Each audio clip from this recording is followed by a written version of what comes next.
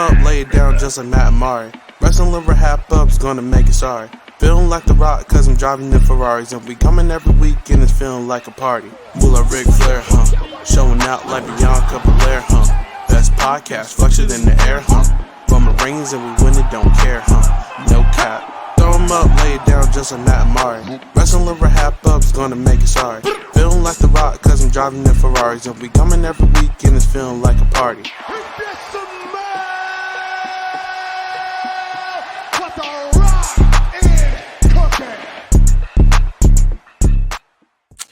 Hello, everyone. Welcome back to the Wrestling RHAPUp podcast. I'm your host, Mari Forth, and with me, as always, my co-host, my tag team partner, the KO to my Sami Zayn, Mr. Matt Scott. Matt, how's it going? Yeah, I'm in a fighting mood. I'm feeling like KO. I'm just going to talk through my teeth. Just feels good to be here. And also, happy to be the KO as opposed to the Roman, for instance, because my ears are feeling good and I need my ears for podcasting. Very, very, very true.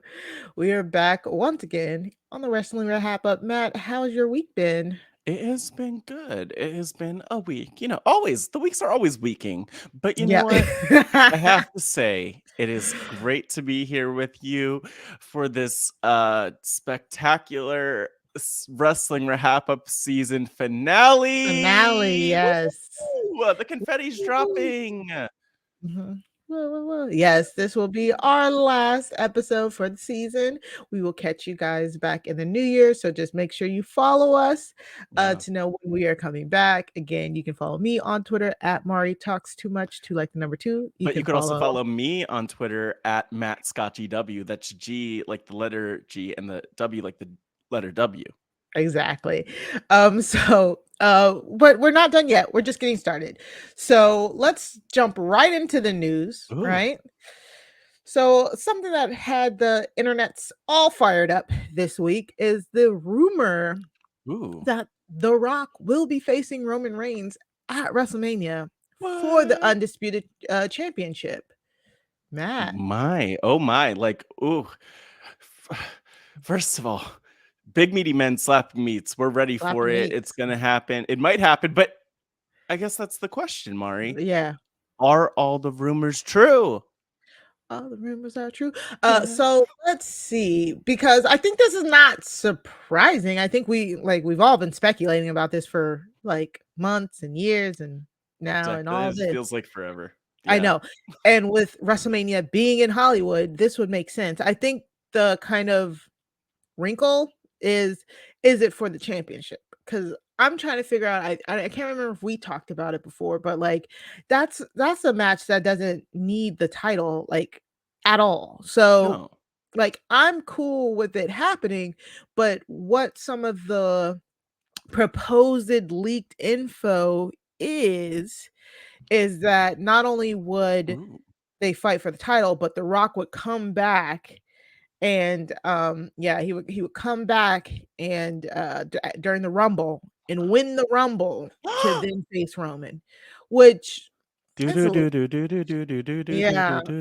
conspiracy theories. Mari's wearing her tinfoil hat, but I mean, I saw that this week, and you don't need this to was do that. reported by Dave Meltzer apparently, and then it just kind of caught fire. What he really said was like they reached out to The Rock to be in talks for him to come back when the Rumble face Roman. So and I think that part of that quote from Dave Meltzer, part of his reporting was also like they will have The Rock if The Rock can do it, which basically means if The Rock's not busy with some other project that's more busy, they would have it. Which, like, I mean, it's no surprise. I don't think there's ever been a point in WWE history where The Rock has said, "Hey, I'm available and I want to be here." And they've been like, "No, sir, no." You have to wait. Like, no.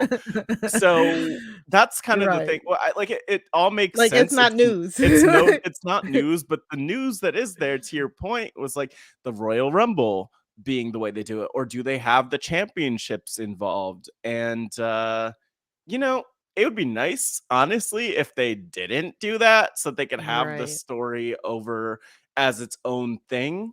I mean, who knows? Who knows how they'll approach it? But I am worried a little bit that we will have a card for WrestleMania that one just like features all these matches that we expect, which isn't necessarily a bad thing, but a card from WrestleMania that might remind us of a lot of other manias, like the Horsewomen, the Rock and Roman. Like that's a big match that would be new, but like we've seen the Rock come back in main event before on Mania and do his thing. I just like wish they were building new stars, I guess is my point. And it, Okay. you know, like the Rumble's always an opportunity to do that, but they never really use it for that.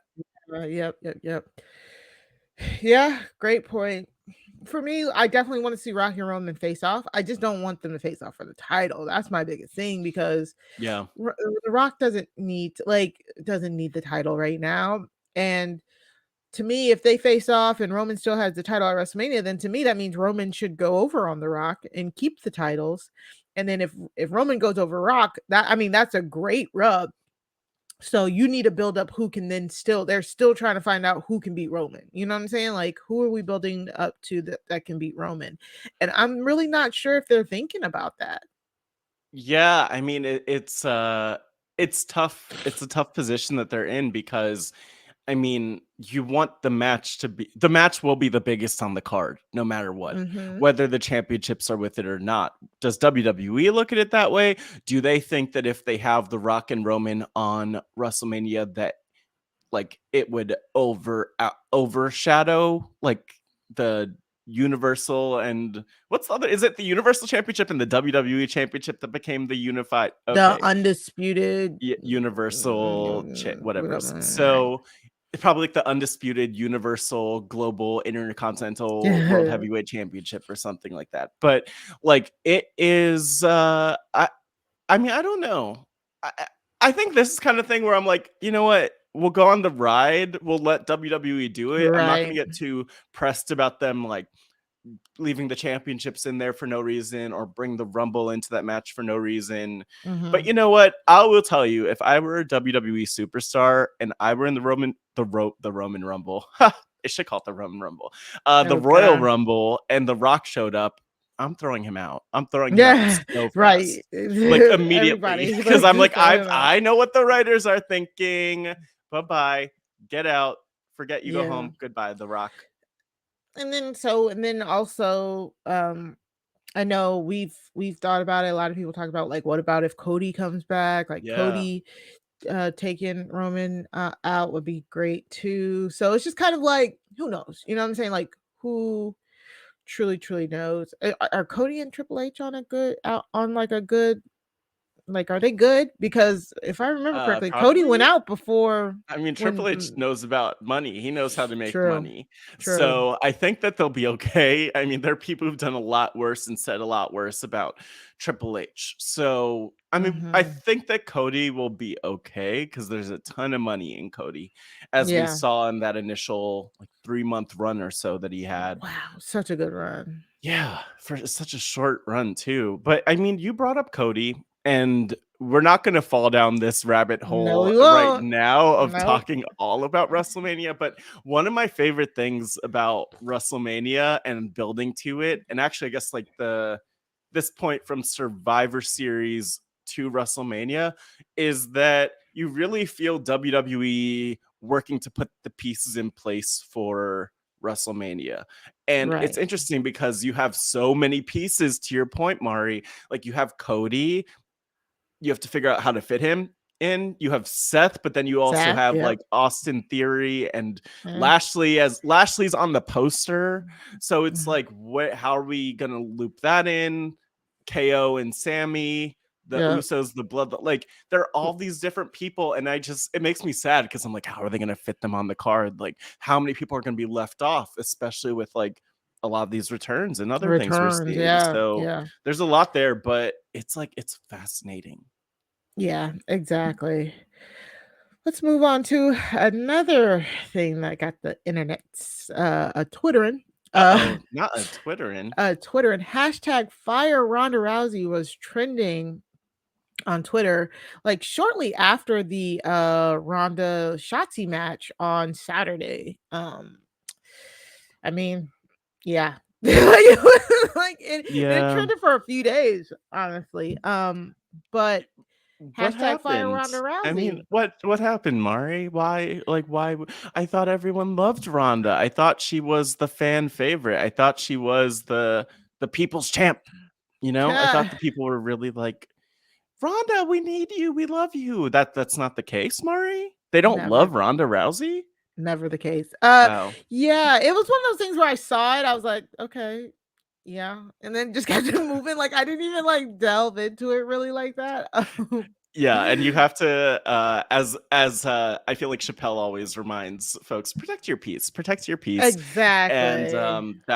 that's definitely something that you have to do with this one. Yeah. So, Excuse yeah, me. and I did actually like dive into it on Monday when I saw the story, and it was interesting because. You know the wrestling Twitter. If wrestling Twitter loves anything, it's a good Ruthless. fight. It's a good Yeah. drama. It's a good fake screenshot. So Yeah.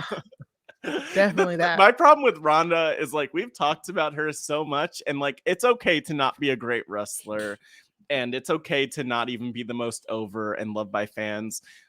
People don't need to go out of their way to make stuff up to bury her Right. with the fans. Yeah. But that you mentioned to me like before the episode that's kind of what people have been doing on Twitter, and I peeked at some of that too. Yeah, like it was like people were making fake screenshots from like other wrestlers like Asuka and Alexa and Liv saying like, oh, that they were tweeting out hashtag fire around the route. I'm like, don't do that because you're gonna get your quote unquote fave in trouble if you do that. Like making fake screenshots of other people in that same business saying that they're saying hashtag fire Ronda Rousey is like Yeah.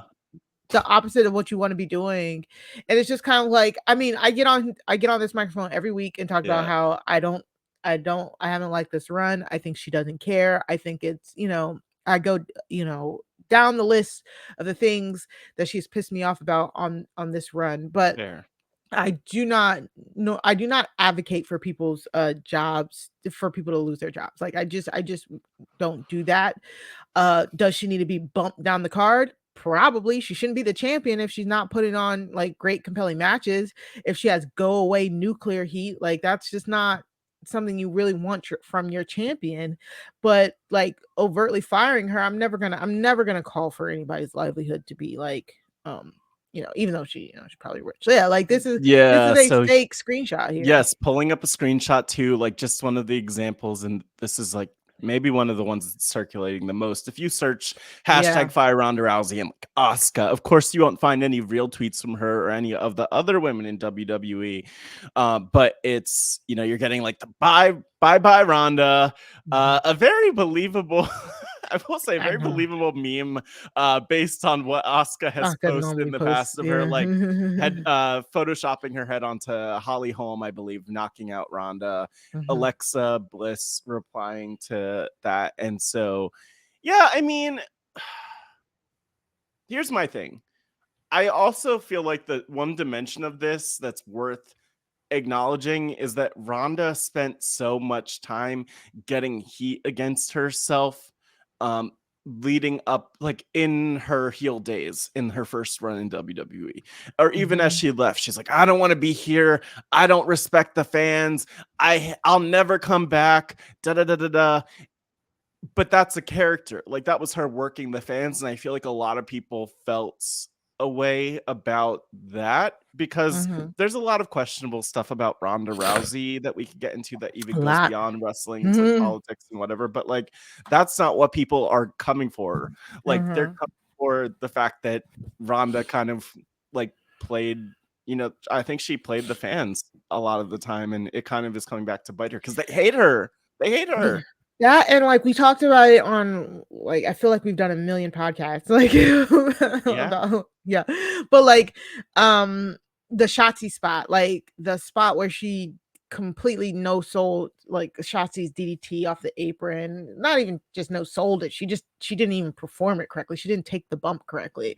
And it's stuff like that really kind of like can be irksome to fans because it's like it makes you feel like, on top of the character choices that she's making, it makes you feel like she does not care about this business. And Yeah.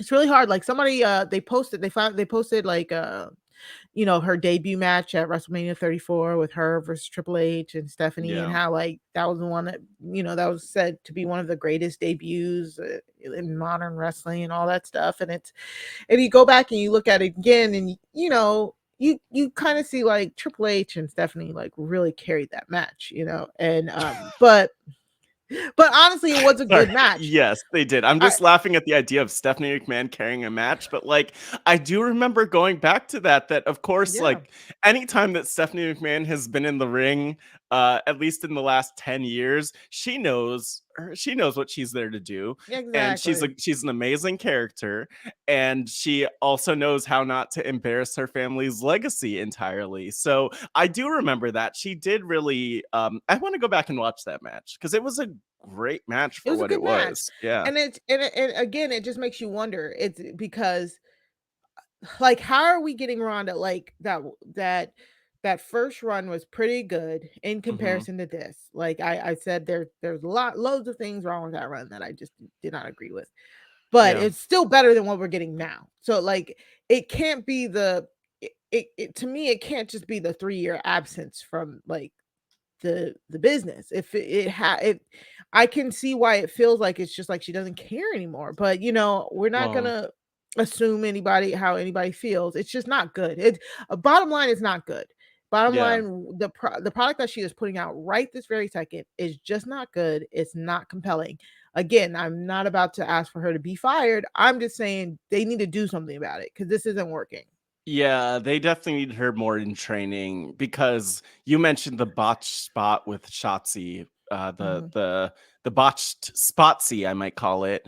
Oh, And but yeah, like that is not okay. And I think that Rhonda needs to be in training probably more than she is. But you know what? I will say to give her some credit for a second, like she I don't think she needs to be there week in and week out for her bank account, for her uh acclaim in any mhm. sense. She doesn't need to. So she definitely wants to be there. We don't need her there. But the fact that she does show up and she's there and she wrestles so often too, like I just hope people hate on Ronda for the right reasons and not the wrong reasons is what I'm saying. Like I hope they hate on her Mhm. for her the ways that she needs to improve Mhm. rather than like the fact that she has a bad attitude when it comes to WWE, because I don't think that she does at all have a bad attitude from what we've heard from people backstage. And so, Okay, good it's point. like I like to be fair, but also it doesn't mean that we want her there. I just want to get her out for the right reasons, you know? The right reasons. Yeah, no, that makes sense. I get that. Yeah, but anyways, that was trending. We'll see what happens. She was not at SmackDown this week, so I mean, like you said, she doesn't need to be You there every think they week, I they guess. they and she's gone. By the way, Mari, that hashtag is horrible. Like I just It had to is really click bad. away from it because like I'm Mhm. seeing them talk about how Eva Marie is better than Ronda Oh Rousey, god. and that's a It's whole other and that's the conversation. worst thing too, is like bringing other women into it. Like, Yeah, these women did not exactly. ask to be pitted against. Yeah, no, don't do that. And it's Don't not do that, even y'all. fair. It's not even fair. Like that Eva Marie example is not even fair because then we get into a conversation of like, oh, is that true? Like what? And everyone has their own different role. No one's ever going to be Ronda Rousey, but Ronda Rousey. And hopefully they figure out where to book her and how to book her so people don't hate her. But I Yeah. think we're past that point. So Yeah, exactly. They definitely need to do something. So or of course, or do nothing with her. By the way, just flip side. um, if you have any long form questions, you can email us at wrestling@robhasawebsite.com. You can also reach out to us on Twitter at wrestling RHAPUp. On Twitter, that's at wrestling RHUP or RHAPUP. Right. You can also use hashtag wrestling RHAPUp. You can join our unofficial official Facebook group, Job Has a Squadcast, over there on Facebook. Shout out to everybody at Job Has a Squadcast. We love talking to you guys. Come join in on the fun. Mhm. Hopefully you're already subscribed. If not, what are you doing? What's What are you going waiting on? for? Like, What's what? happening? Like, do you hate us? Did we Why is this do something happening? to you? Did we like kick your dog exit? Like, honestly, it didn't What's going happen, on? and we're here for you. We're your friends. Subscribe. Show us Yeah. some love. We'll show you love. We love you. We love you.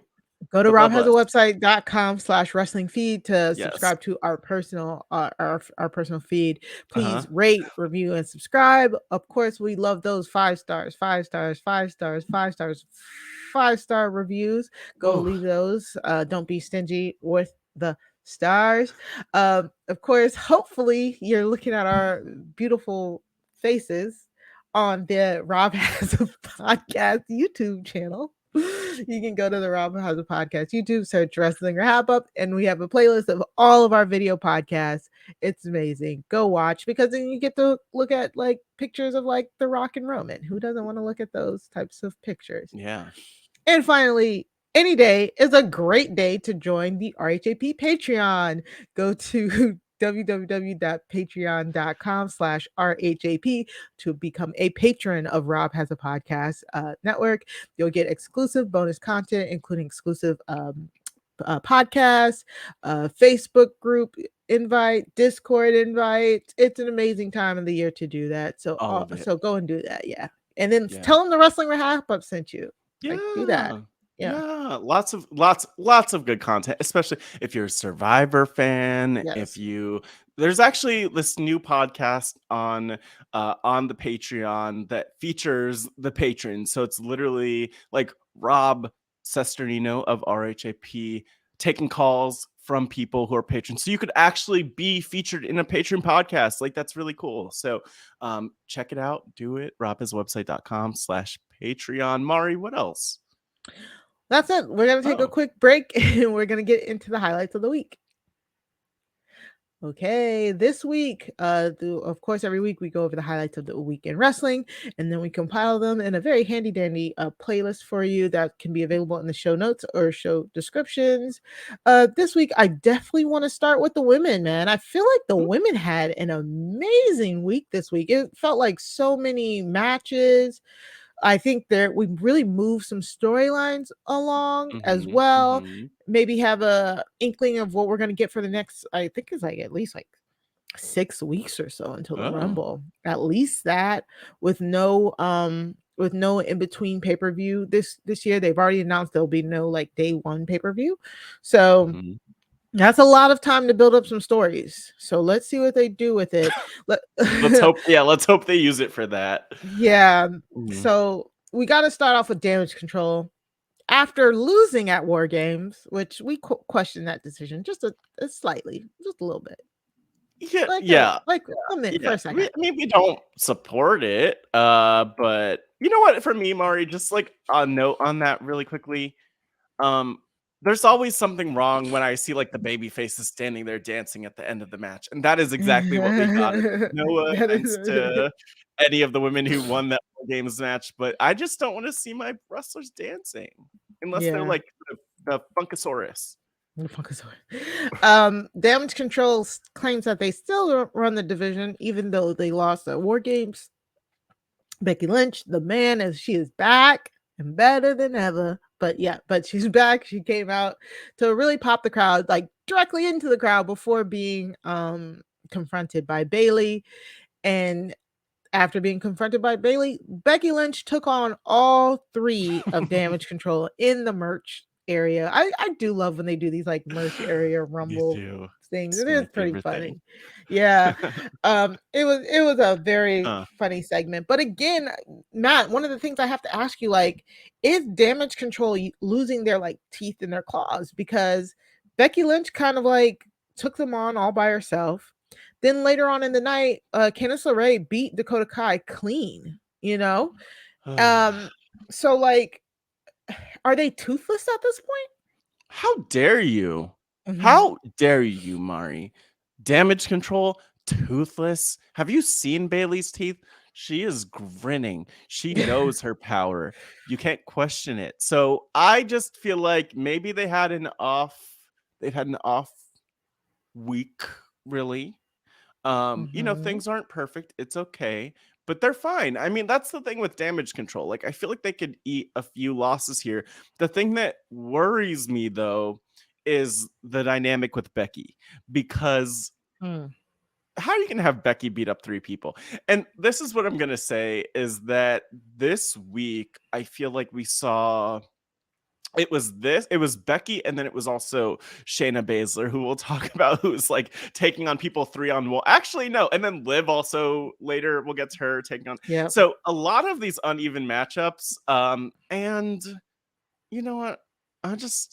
I'm okay with it for now, but we can't continue the trend, and Becky needs to be beaten down really soon. She's like, Becky's had a good return so far. I think she could start to get attacked and end up putting some people over. Yeah, I think what we got here, because correct me if I'm wrong, we got at least like 4. Well, no, we got 3 women's matches on Raw and 2 women's matches on SmackDown. I want to say, like, yeah, that's pretty cool. That's pretty cool. And like, I think there wasn't much backstage, but anyways, like, they got a lot of spotlight this week, and I think this is good. I think it's like reintroducing or reminding people, like, look, we still have all these women on the roster. Because remember what I was saying after Survivor Series, I was like, okay, you have 6 weeks.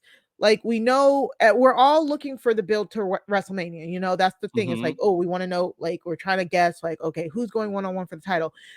But we also want to build to storylines in the Rumble.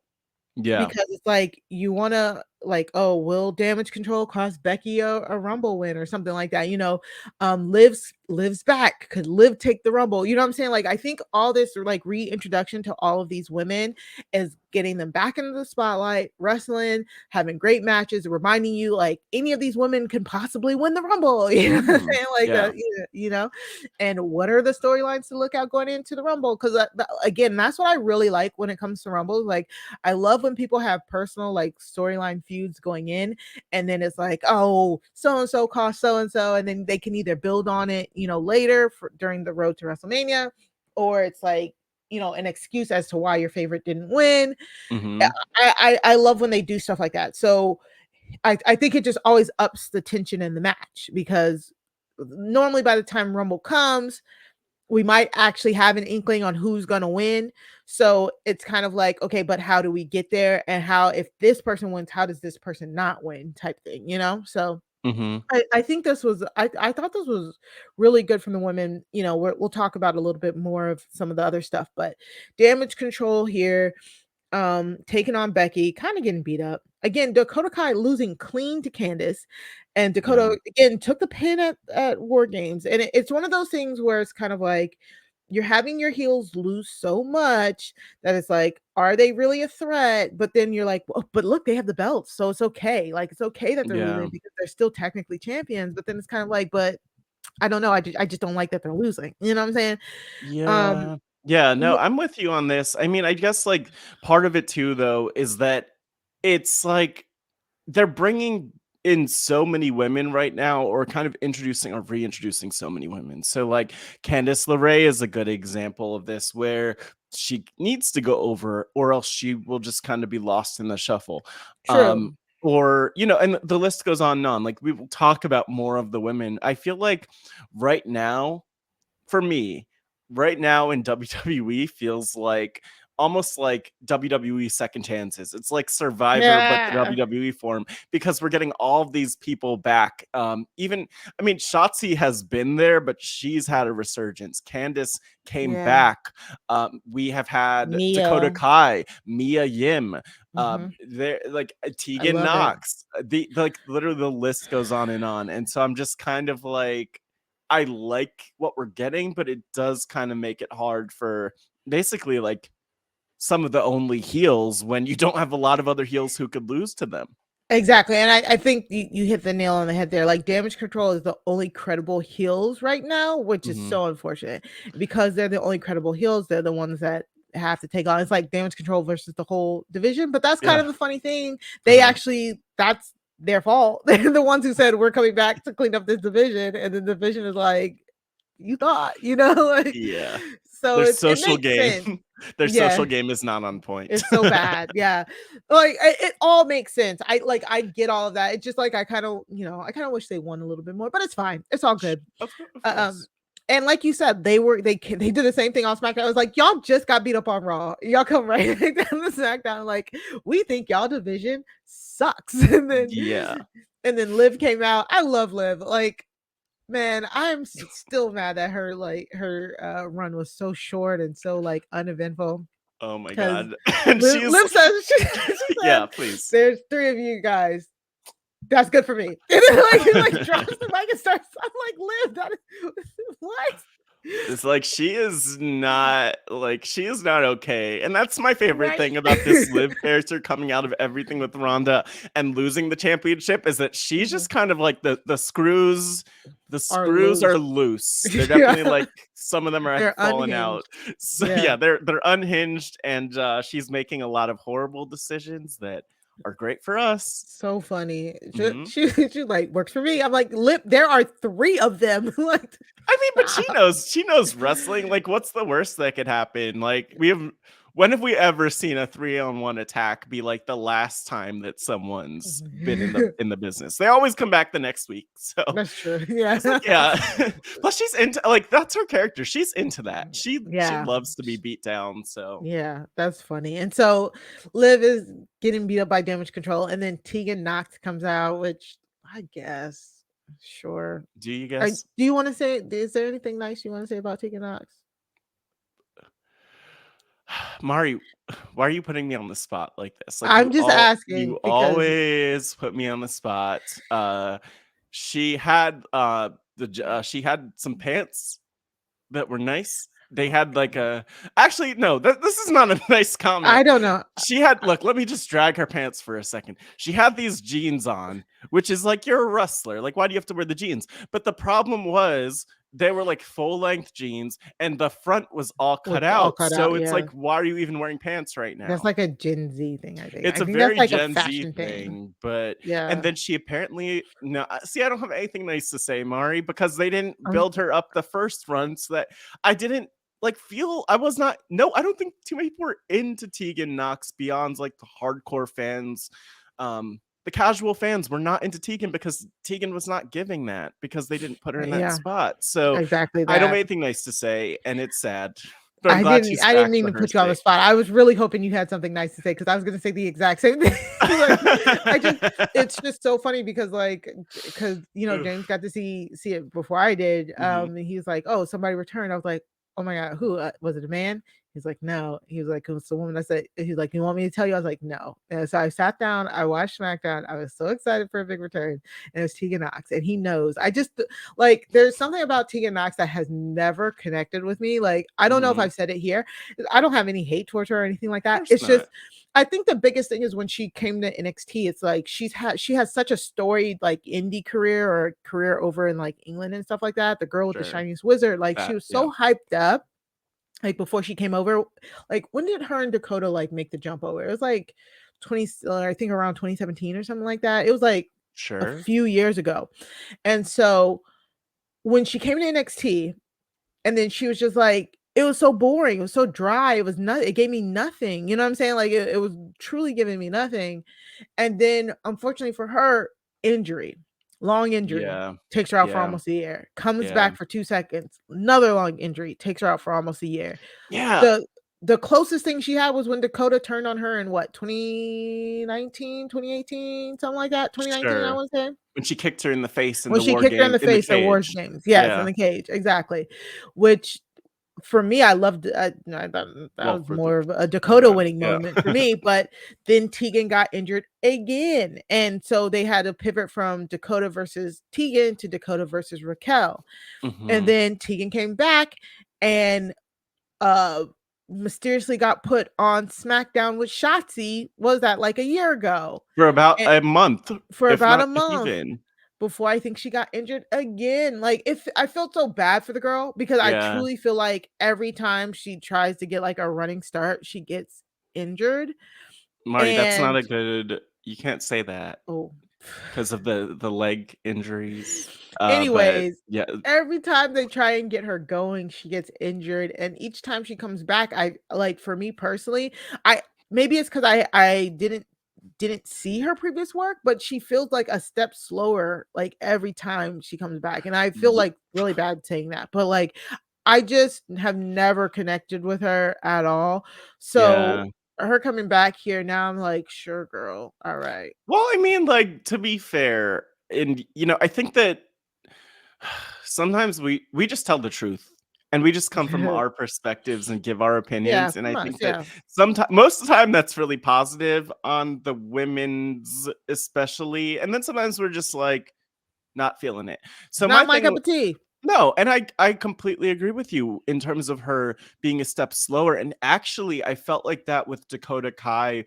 back when she had a knee injury and then came back. Mm, And I don't see that slowness anymore. Maybe she adapted to like how to work in a different way without like injuring yeah. herself in that way. But I do feel like people who have those injuries do end up coming back slower and maybe they have to adapt and figure it out. Also, Tegan Nox hasn't been with WWE since November last year. She was Yeah. released in November 2021 and like Right, right, right, she right. was called up, again with Shotzi. They That's were what it broken was. up in the draft. So like Tegan and Right. Shotzi found out that they were broken up on social media, basically. She's let You're go. right. She hasn't wrestled since then because of like visa issues. So that's like a Oh. whole other thing. And so it's good that she's able to come back. And I'm happy for her from that From that perspective. point. Yeah, yeah, yeah. But like, it's no wonder that like she hasn't been, at least as far as we've seen publicly, she hasn't been constantly working and like honing her craft. They really need to do something with that SmackDown women's division because like she came out because Shayna Baszler was beating up Emma, which love Emma. Like I feel so bad. Yes. Like well sorry, Tegan Nox. I don't want to I jumped. Okay, wait, can I say one nice thing I about jumped. Tegan Nox before going Yeah, over yeah. to the Yeah. just Let's like keep one going nice with thing, one Tegan. Yeah, nice yeah, yeah. thing. I like her hair. I like Her her hair is hair. really nice. Yeah, It for sure. is purple and pink It's like and rainbow. neon / yellow Mhm. / green. That's the thing Yeah. I like about her. And, That's all. and uh, I don't know if I want to say this, but correct me if I'm wrong. I think she is like I okay. don't know. Keep going. Keep going. It's like, do we feel like editing anything out? No. No, So we don't. Yeah, so no, okay. I said all that to say like Tegan Nox joining the SmackDown Women's Division, that's great. Mhm. But the SmackDown Women's Division, like we're about to hop over now, Yeah. it's like it's weird because I feel like all of the established stars are on Raw, and then Mhm. SmackDown kind of has all of the like up and comers. Does that make Uh-huh. sense? Yeah, and I Think like it. about I it. like it though. And Except for that's the Liv. thing. Like No, but honestly, I'm Liv feels I'm like the only one who's like yeah. elevated. No, I'm into that though. Like that's the thing I like. I like when there are two different, like when each brand has a different identity. And we definitely saw that back in the day. Like Raw used to be the sports entertainment show, and then SmackDown used to be the wrestling show, like Yeah. circa 20 years ago. And there were Mhm. elements of both, but like they each had different identities. I Like, like yeah, that yeah, yeah. Different feels. the women's divisions do feel like they could be distinguished, where you have like the more established women over on Raw, but then you also have these more up and comers on SmackDown. I mean, I guess the thing that sucks about that though is that when we look ahead to WrestleMania and think about that, it's like, will any of them other than Ronda be on Mania? Maybe there's not anyone I'm overlooking. Like, will any of them be on Mania? Maybe Liv, but So I worry. so so like you said, so Shayna versus Emma was a good match. I think it was a pretty Mhm, decent match. Very interesting because I feel like it kind of like you said, I feel like it's building Shayna up. mhm. What? No, What? nothing. I'm just it's learning about Tegan Nox. I'm like, Yeah, yes. okay. Uh, Yeah, yeah. I knew it. Um, but anyways, so um, So Shayna versus Emma, I think if you're telling me that they're building up to Shayna versus Ronda, I could see that. You know what I'm saying? I could definitely see that, but I don't know if they are. I love where they're going with Emma. I think having her partner on screen with her real life boyfriend, Madcap Moss, who she actually called Riddick this episode. So I was like, oh my God, is he getting his name back? Yeah, Thank God. wow. He get rid of that madcap crap. I know he gave her a good pep talk before their match. You know, he's still kind of vanilla, but hopefully maybe she can bring something out of him, because Emma is a very, very charismatic performer. She's really good in ring, and whenever they give her a character, she like destroys it. So basically his pep talk was like, it's 5 years since you've been away. Like she said, I'm very nervous, but he's like, you started this, you got it. Like it was like a lot of stuff that I'm like, yes, pump her up, go Emma, because Emma's like awesome. Yeah, I mean, I was only annoyed by that in the sense that I'm like, Riddick, sir, who are you to tell the Emma, the Tennille Dashwood, the one and only, the icon with the little floppy arm dance? It's all about me. It's all about her. Boop, boop, boop, boop, boop, boop, boop, boop. Like, you do not need to tell her what's. So my thing is, like, I just want her to be more confident, but also for this character, she should be the least confident person based on her track record in WWE. So I'm okay with her not being confident, but I just don't know why he's the one who's reassuring her other than their relationship. Exactly, but I still think it's gonna work. Like, I think this is how you build like a white meat baby face, from the ground up. Let them reveal their vulnerabilities and their thoughts about how they're not enough, and then slowly push them and have her build in the ring. And I think that's exactly what they're doing. I thought it was a pretty good match between her and Shayna. I would have like it's really, I guess it's because they're on SmackDown, but like I would have loved for them to gotten a little bit more time, but it's cool. But after that, Shayna started beating up on Emma, and then so Shotzi came back out. I was like, okay, cool. Shotzi's back again. It's like Shotzi's back. Yay, and Ronda, they said Ronda was not in the building. And then Raquel Gonzalez comes back, and they're like, oh, remember Raquel's like elbow is broken, and she came out in a really very real looking like elbow stabilizer. I'm like, girl, what are you finna do? Like, why did you come out here? Like, I mean, to be fair, like Mari, 3-on-1. 2.5-on-1. I mean, 2-on-1 should be enough. Yeah. So, and Shayna's no dummy. Shayna's like, there's 3 of you. Yeah, she's like, there's 3 of you, 1 of me. That's what it takes. 2.5. She kept saying it so many times. I was like, I was like, is somebody gonna come out? Like, I was like, you think it takes 4 on 1? No.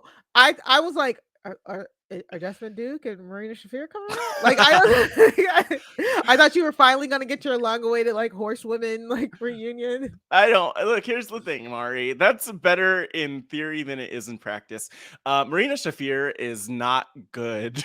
She is not good. She has a lot of matches with Jade Cargill where I should be nice. I don't need to say this, but she doesn't do a lot with her face in the matches. She doesn't sell. The characters aren't there. Jessamine Duke, probably lovely, having a great time, doing great things in the world. Who knows where she is? We don't need to know. She's streaming a lot. Oh. I like Jessamine. I love watching her on Twitch and stuff.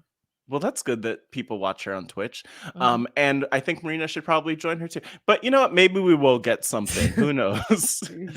If they showed up, I would kind of pop for it, just because I do feel like getting the heels, some more heel action in here could help. And like those two, Jessamine and Marina, could job to people left and right, and nobody would care. But it would help get some faces over. So I thought Jessamine was the better worker of the two, like in NXT. So it was very jarring that she was like under contract but like never wrestled. It was weird.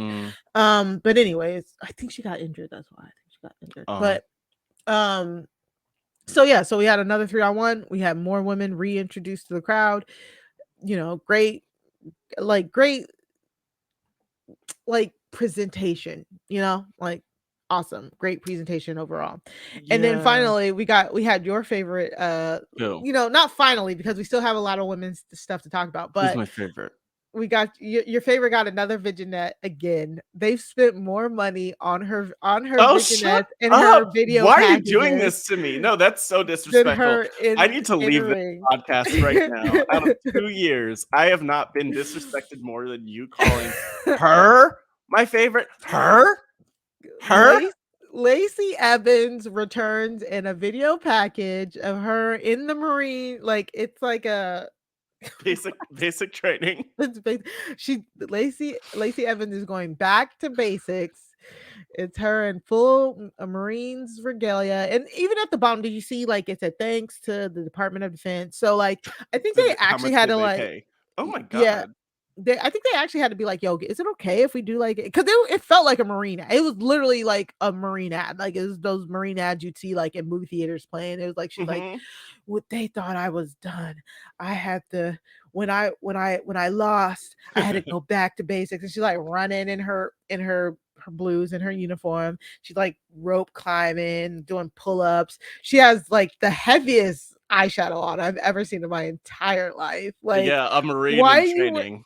why are you working out with like the heaviest eyeshadow ever? But the rest of her face, like, so they put like 8 layers of foundation on every inch of her face, including her lips, and then did black eyeshadow. So she looks so like when they first like put her right when they first showed her face, I was like, is that actually Lacey Evans? Like I couldn't even tell that was her. Like look at that, it like barely looks like her. Look, but it was no, you makeup could keep. can Please really do keep. No, some please things. keep going because you make a lot of great points, Mari. You make Yeah, a lot I of great mean points. the makeup, like the harshness of the eyes with like contrasted with like basically nothing else on her face. Well, you know, little contour, little highlights, whatever, but it's supposed to look pale and ghastly and stuff like that. And then I think the biggest thing is her signature was like her red lips, you know, her like red lips, and they're like, nope, none of that. Yeah, but I mean, you can't. That's the problem. Like, if you have, I mean, you'll like.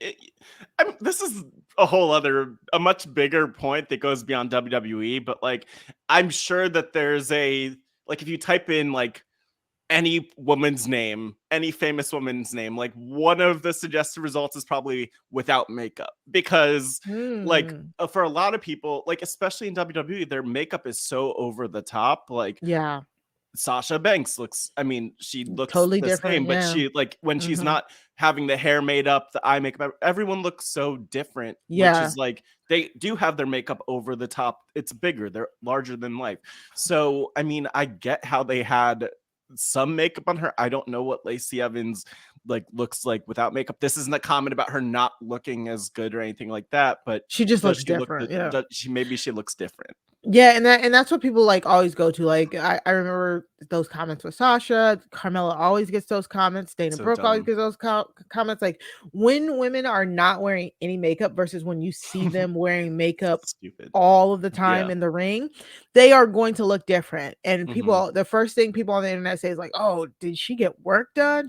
What did she do to her face? Did she get a nose job?" It's like, no, she just did not contour that day. Like, stay out of women's business. Like, if you don't know how to put on makeup, stay out of women's business. Like, it can transform a face. Like, shut up. That's the I mean, yeah, like that's the point. And it's like, I mean, other than for whatever they want to do, however they want to look, like also there are a lot of societal pressures about that, which make it so it's like they are in part doing that for you and for society for many of them. So it's well, they're doing it for themselves. Well, yeah, hopefully they're doing it for themselves. But like, I have heard a lot of the women in WWE, like in different interviews, just talk about like the pressures. This is like turning into a shoot, but like the pressures of like just your body needs to be a certain way. You need to wear makeup a certain way. There was a whole thing that we talked about probably a year ago, Mari, that was about the women in NXT being told to dress like look like, wear makeup like Mandy Rose. So like, you know, it's a lot. It's a lot. It sucks. It's a lot. We say all that to say, Lacey Evans, another vignette, going back to basics. I don't know. And let me just say, first, I want to break this all down from my perspective. Why is she okay? She wants to be a better wrestler, correct? I guess so. So Yeah. then she goes to basic training Yeah. to work out with them to be a better wrestler. I don't get it. And here's the Doesn't thing make that sense. Yeah. one of my biggest pet peeves in WWE, like since I was a kid, has been how, you know, sometimes like Jim Ross on commentary would say things like, that man was a quarterback at Ohio State. He won the championship, blah blah blah. And I'm like, bro, I don't know what that I don't like it. I don't know that life.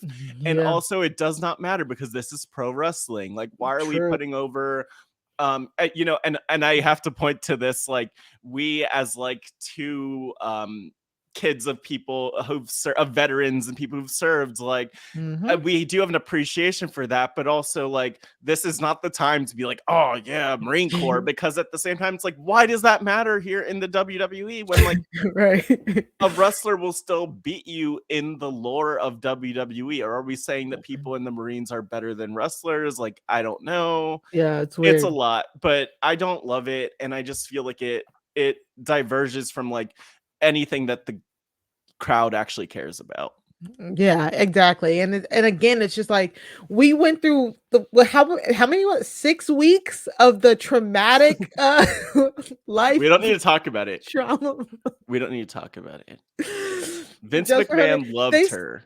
They That's what I spent so saw. much money on her like vignettes and video packages. They might have just put her in the Marine 7. Like, just make a movie out of all of the money I'm pretty sure they spent on all of these like promos. Look, by the Time. way, like just from Fightful, because I looked up to see like what if they put up about Lacey Evans, and not a lot lately, but back in August, there was a story about how, like, of course, like Vince McMahon loved Lacey Evans. Like, she was one of his favorites. And clearly that's not the case for Triple H. But like the thing that I thought was interesting is that Fightful mentions, like, we were told that her return this year was, again, this is according to people backstage who perceived it this way, chaotic and directionless, which would agree. I mean, that was a lot of it, and it was a mess. And it's like, do we love her? Do we hate her? What's the point? So I'm glad that they're trying something with her. Hopefully this is better. But I mean, you know, sometimes we just need to let people be. Yeah. Just let them go. Let her ride off in the, you know what? She should go back to the Marines. She'd probably be really good at that based on this. I'm not saying fire anybody. I'm just saying she has so many. Mari, she did a great job at those exercises, climbing ropes, jumping things, and she did. I truly think they should put her in the Marine 7. Like, the Miz said he's no longer playing the Marine anymore. Like, put her in the Marine 7. That'd be cool. Like a female protagonist for the Marine. Okay, wait. So I was joking about her being in the actual Marines again, but like, how badass would that be if she went and served in the Marines and then came back to WWE? Does that make her an automatic babyface? Like, if she actually went back and did it again? I don't know. I mean, in my eyes, it doesn't necessarily. That's what I'm asking. So I don't know. That's what I'm saying. Like, I don't know. It's just you can do all of this world building outside of the ring. The biggest thing is you got to put it inside of the ring, and I think that's the thing. Yeah. We've just seen her do all of these promos and stuff and video packages outside the ring. Then she comes back to the ring for like I think she's wrestled twice. Like, it feels like in months. So then it's kind of like they need a direction for her. Like, all of this character building does nothing if the character is not used in any feud or anything like that. Who's she gonna feud against? Like, that's my biggest thing. I don't want her to come back and be in her Marine regalia and try and be like, oh, like a heel. No, I don't care if she's heel or face. My biggest thing is just like I could definitely see them doing some. Well, if Vince was still here, I hope Triple H wouldn't do anything. But like, if Vince was still here, you could see like Lacey Evans coming out in like full Marines regalia and stuff like she kind of did with her soft launch, and then all of a sudden they're like, Xia Li, get out there. Like, you know what I'm saying? Like, oh no. Yes, exactly. Oh my god, where is Xia Li? Hopefully she's, well, I was about to say, hopefully we'll find out where Xia Li is, and That's let what you I'm all know saying. one They day. would do Hopefully some. she shows up at the Rumble or something. They're trying to but get her all patriotic, and then are they looking for the next foreign women's heel? Because that's what they be doing. That's the well that they go back to Yeah, time not and great. time again. So I don't know, but anyways, I yeah, wish Liv Evans. Lacey, sorry, I should refer to her by her shoot name. I wish Macy Evans well, and I hope that she does well. Yeah, We gotta keep going. We just we've these been in the people are shy for women's so long, realm for like a while. I mean, the only but that's us. Yeah, that's us. Is there only like one other women's hmm ish thing here? I mean, Yeah, is it and we the really got to talk about it because and we're just jumping around. We're just talking about the women in a whole. We're not going through Raw versus SmackDown, but like Mia Yim versus Rhea Ripley on Raw. Dog, like, oh, such a good match. So the whole first hour of Mm-hmm. Raw was commercial free. And so it started off with the Becky Bailey damage control of it all. Mm-hmm. And then I forget, I think they did something with men. I think it was they set up Sami and the bloodline and stuff like that Sure. Yeah. and KO. And then they did Mia versus Rhea. And Yeah. my God, like it was so good. Not just because Yeah. I like both Mia and Rhea, because I do, I love them both. Mm-hmm. But the match itself banged. Like they were so good. Yeah. The match they gave them it felt like it truly felt like they had like at least 15 minutes. I don't know what the actual match count was, but Mm-hmm. it felt like they gave them so much time and they were wrestling their asses off. And this one Yeah. when it was just Rhea and it was just Dominic at ringside. And then Dominic being Dominic, like getting in the Nasty. way, getting in women's business Yeah, and getting as he that heat. does. Yes. It was such a good match. And then because Dominic stuck his nose into it, AJ Styles came out, no, it ended into a no contest. So Mm-hmm. the biggest thing for me, right? It was like, okay, it was like Mia versus Rhea, right? Like straight up. Yeah. And then Yeah. I was like, oh man, this is awesome. I don't know. I don't really want either of them to lose. And so when the men came out, I was like, oh, snap. This is a perfect way for them to keep like, so Mia or Rhea doesn't have to take Mm-hmm. the pin or lose. And then they still ended up like, then Mia still ended up taking the pin and losing, which kind of pissed me off. But Well, it worked though because there was so many different distractions. Like she came out yeah. looking strong still, if you ask me. Not invincible, but strong. So we did see her, like we did ultimately get to see her hit like a dive onto Rhea because Dominic interrupted that the first time in their match, and we saw her like getting on a hot streak.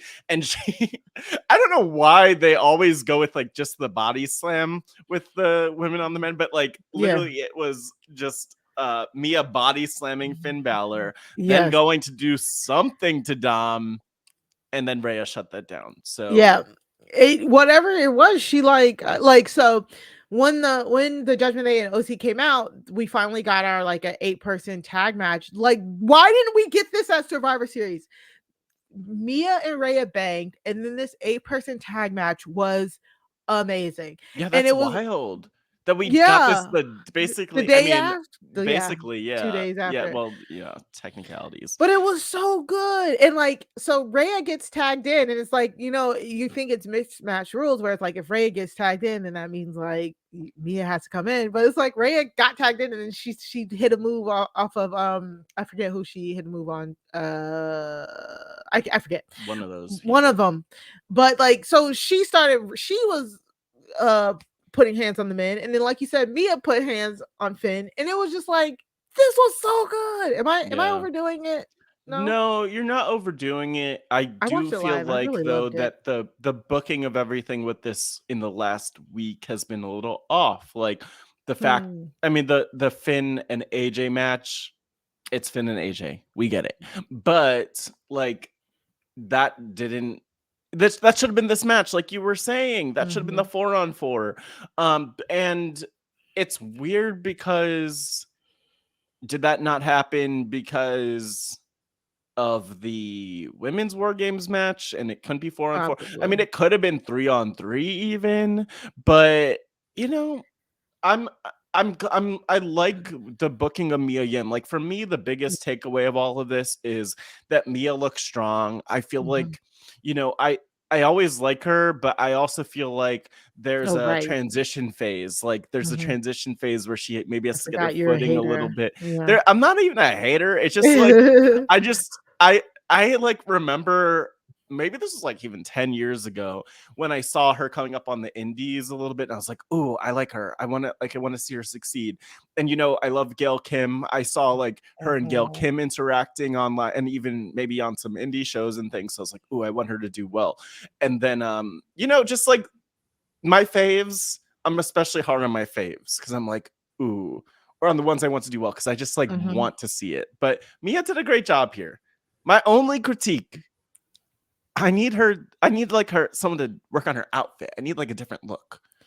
What do you? This is her signature look. She is the Blasian baddie. This is her look. It's like both of her cultures in her look. What's the culture? Okay, She's yes, Korean and black. no, I like that, but I just want it to be like more aligned with a little bit more aligned with Judgment Day. Like I want her to be in like the Oh, you mean the Carl OC? Anderson, not yes, Yeah. exactly, the OC. Like Rhea's aligned with I don't. Judgment Day in terms of Yeah. like her black on black aesthetic works.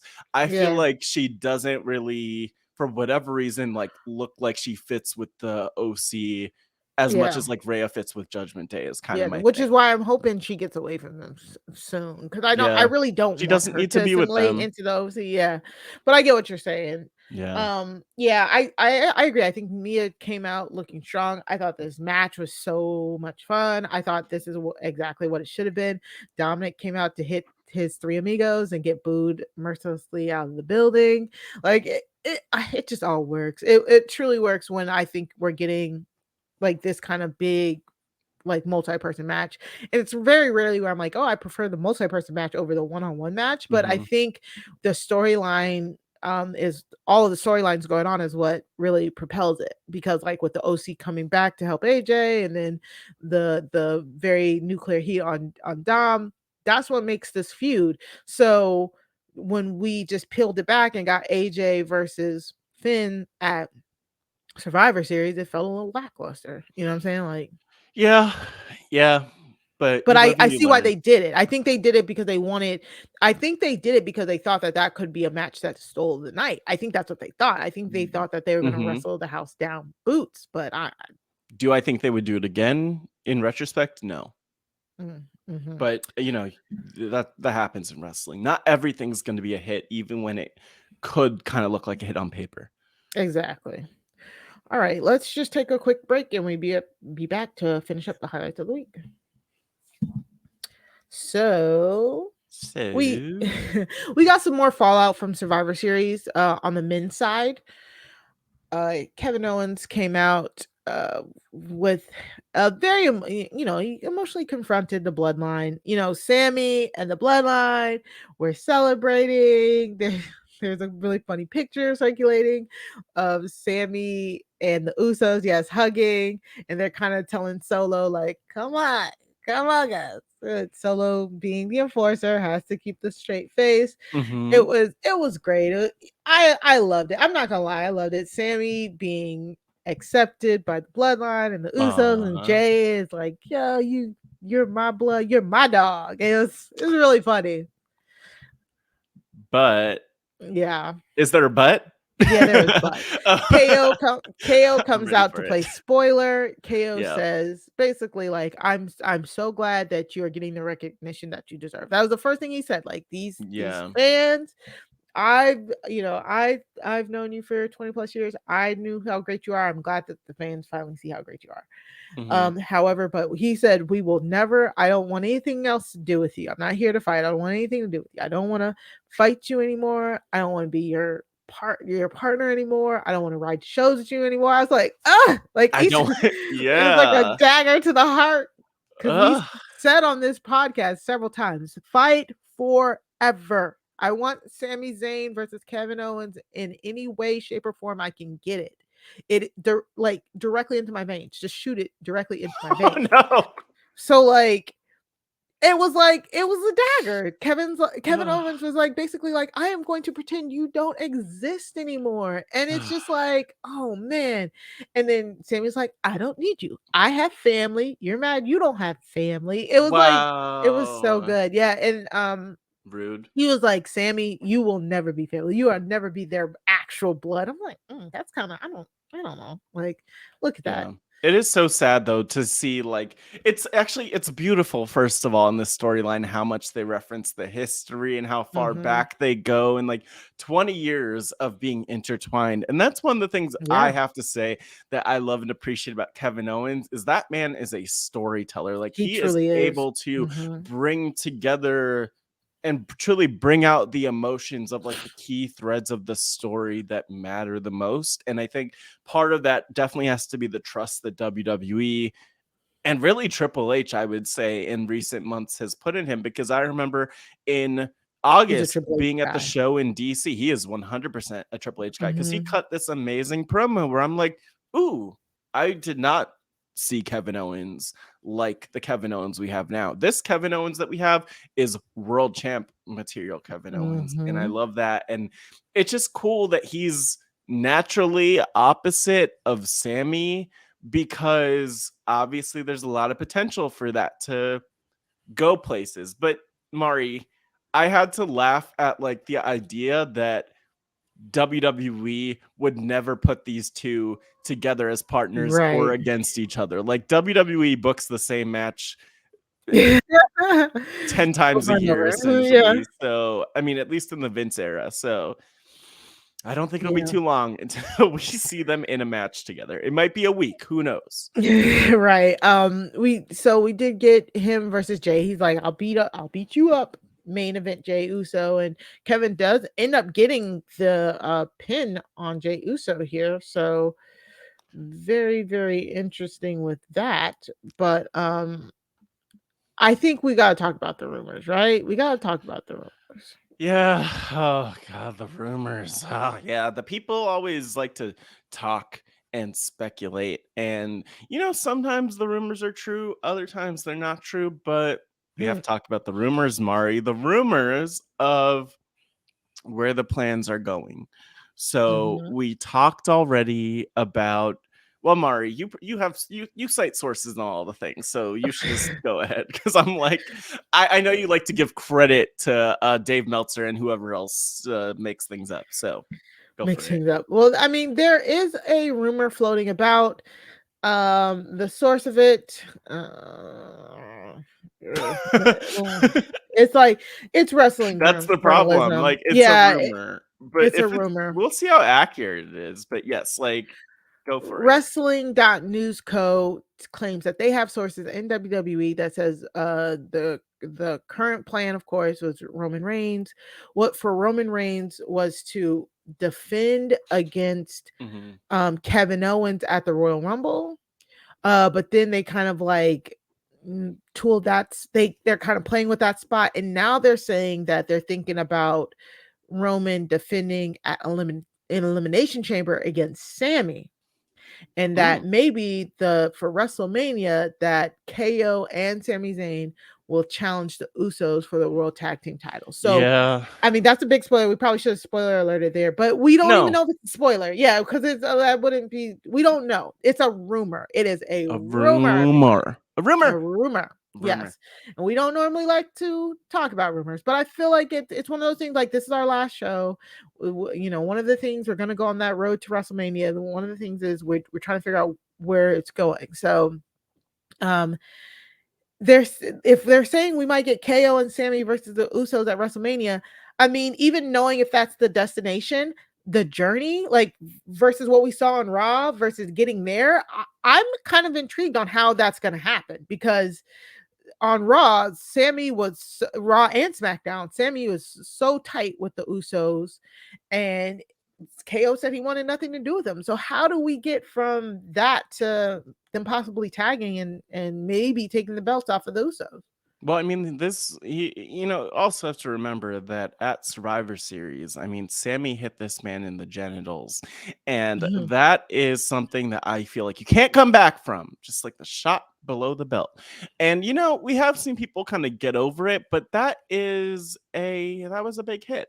And I think what we're going to see, if anything, in this story is just how enduring the connection between Kevin Owens and Sami Zayn is. Like, they could fight, but this is wrestling. Like, they could fight and still be brothers and still come together. So I also like the fact that KO doesn't seem angry at Sami, like, at all, which is a Mhm. good place for it to be. And that's a really good way to play it, where it's like not even about Sami, but it's like, Sami, you are not part of the family. You will be turned against at some point, which, like, would totally make sense. I mean, my Mhm. big question, Mari, is how does this story, let's say that we do end up at WrestleMania with Sami and KO versus the Usos, how does this intersect with The Rock, if The Rock, for some reason I want to call him The Rock Obama, but how does this story with The Rock intersect with,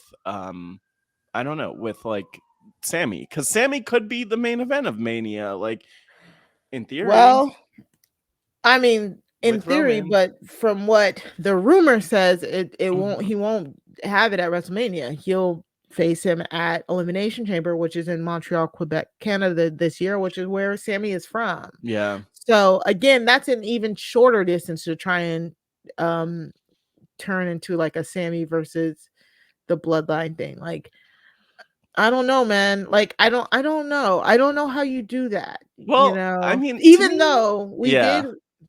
we did a What did great we get? account on Twitter, Myth Gifts, who has been literally tracking the rise and fall and rise of Sammy and KO's relationships over like the past like 10 years or something like that.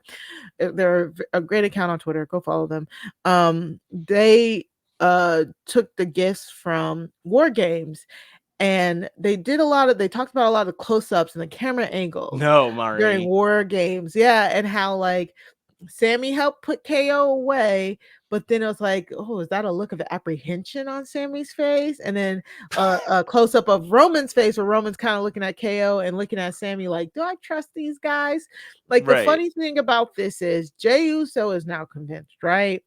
The bloodline is now convinced. Roman is out because, like Matt kind of alluded to, KO hit Roman with like an errant slap. Yeah. Ruptured or damaged Roman's ear a little bit. Roman delivered some receipts to Yeah. KO in the match, but I'm pretty sure they're fine. Mhm. But Roman might be out just recovering from that. And I'm wondering if like maybe we're getting the bloodline and they're like, oh yeah, Sammy, it's now Sammy, and then maybe Roman comes back, he gets paranoid because he's going to face KO, and maybe he tells them like, we got to turn on Sammy just to make sure he doesn't turn on us or something like that. And so then is it Roman has it? Then is it like the bloodlines like Solo and the Usos have to be like, oh man, but now we got to listen to you and turn on him, but we're okay. You know what I'm saying? Like, we're cool with him. And it was like, nope, do what I say. Like, that could be something cool, but I don't know. If these are truly the plans, again, these are just rumors. No matter what, I think this is going to be a fun like destination. Like, if Roman's next three opponents are KO, Sammy, and The Rock, I mean, that sounds like a great Mania season to me. Yeah, and I mean, there's even a world because like we also have Drew and Sheamus who Oh, were kind right. of floating around there. Who knows if like one of them will get a shot again, or if Sheamus will get a Yeah. shot again anytime soon, even before Royal Rumble or something like that. So a lot could happen. But I think the deep part about this, Kevin Owens is right. They never were that into Sammy. Like, he was never one of them. He was never part of the family, and he is not part of the family. And it, it I, like, it's gonna happen where they get rid of him, and they're not gonna feel it. Like, Jey Uso, uh, Jimmy Uso, Solo Sikoa Uso, like, these people will not have any feelings about getting rid of Sami, because Sami, it's just like kind of the long game, and they'll be like, oh, well, we had him, we kind of strung him along for this long. So, I mean, they could really turn on him at any moment.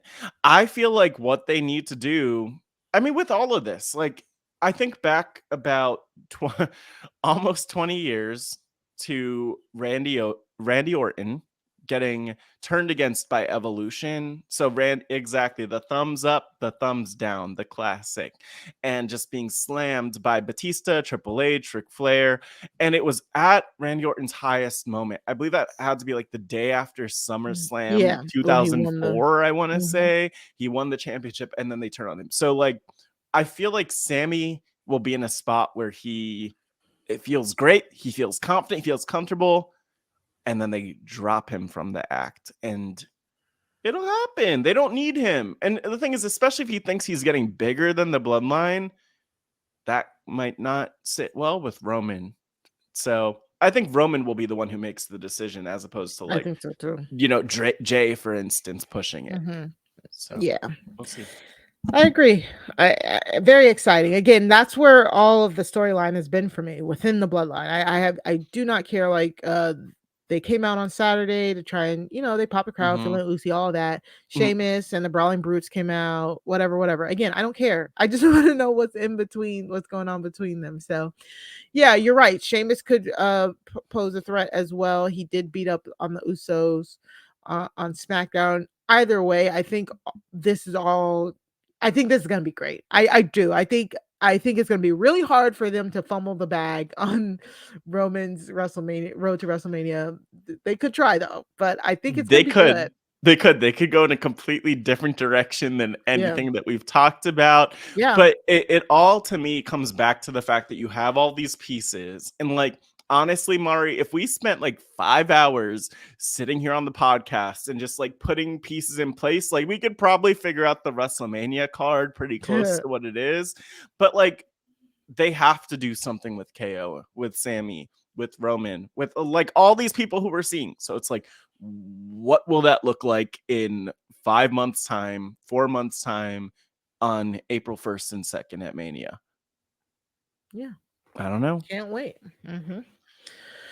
Okay, so we have a few other storylines going on in the WWE, some like smaller ones. Seth freaking Rollins and Austin Theory, they go like at it, like, not at it. They have a promo back and forth on Raw. Very cute promo. Like, Austin Theory comes out with his new belt. I'm not an Austin Theory fan, but I think this is the correct character direction to go in with him. The like snarling, no goofy games, I'm better than you. I think it just works better because for me, Austin finally he finally has like some cred to back that up. He was Mr. Money in the Bank. He outlasted both Lashley and Seth. It's still he has like heat.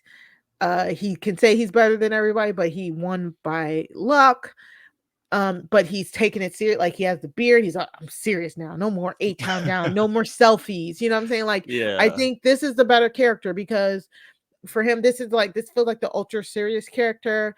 Then in NXT, we saw the goofy himbo character, which I think worked too. Love that. But that Austin Theory that was in the middle of the two, with him trying to be like a bad guy, but also still taking selfies and still trying to be goofy, that didn't work for me. You know what I'm saying? That felt dumb. Yeah. So I think moving it up a notch, is a way better character development here. And Seth Rollins is just the man. I mean, I love this feud though, from not even in terms of what we've gotten or in terms of the substance. Like, Seth calling Austin Theory kid, like, that's not that inventive, but you know, like for me, Crowd pops. the thing I love about it though is like the crowd is kind of into it, but also they are attempting to build a star. Like that's, I mean, and it doesn't need to be Austin Theory for me. I'm sure that there are a lot of other people who would be nice to see in that spot. And the thing is, I can't even really make fun of Austin Theory that much. When I saw him come out on Raw, I wanted to joke about the fact that like he's the champ now, so he's wearing pants, he's wearing a shirt, he still can't afford it. He's wearing pants, the jacket, can't afford the t-shirt. The t-shirt like is the problem. But then Seth comes out and he is, I don't even know how to describe the fit that he's in. But it was kind of like lingerie-esque. Yes. So like I just when like, he came out, James was like, oh. Like it's so obnoxious, but I love it. It's obnoxious, but also it's so very Seth. So yeah. I have so many questions. I also just like, it's so amazing. I love this outfit. One day, Mari, I feel like we might, I don't know if no one's done this and if no one's doing this, I feel like we need to do a podcast that's like just special edition power ranking Seth's different looks, because somebody needs to, because it's just great. But like I like where they fit in. I like looking ahead to Mania. I have no clue what they'll be doing with Seth at Mania, but like the fact that, you know, you could see the U.S. Championship having I'd be surprised at this point if the U.S. Championship didn't have a spot on Mania, especially with 2 nights. And there's a lot of ways you could go with these stories, because if you do keep Seth and Austin Theory together, that's one thing. But you could also do something where, you know, we have the Austin Theory stuff intersecting again with his old teammate in the way.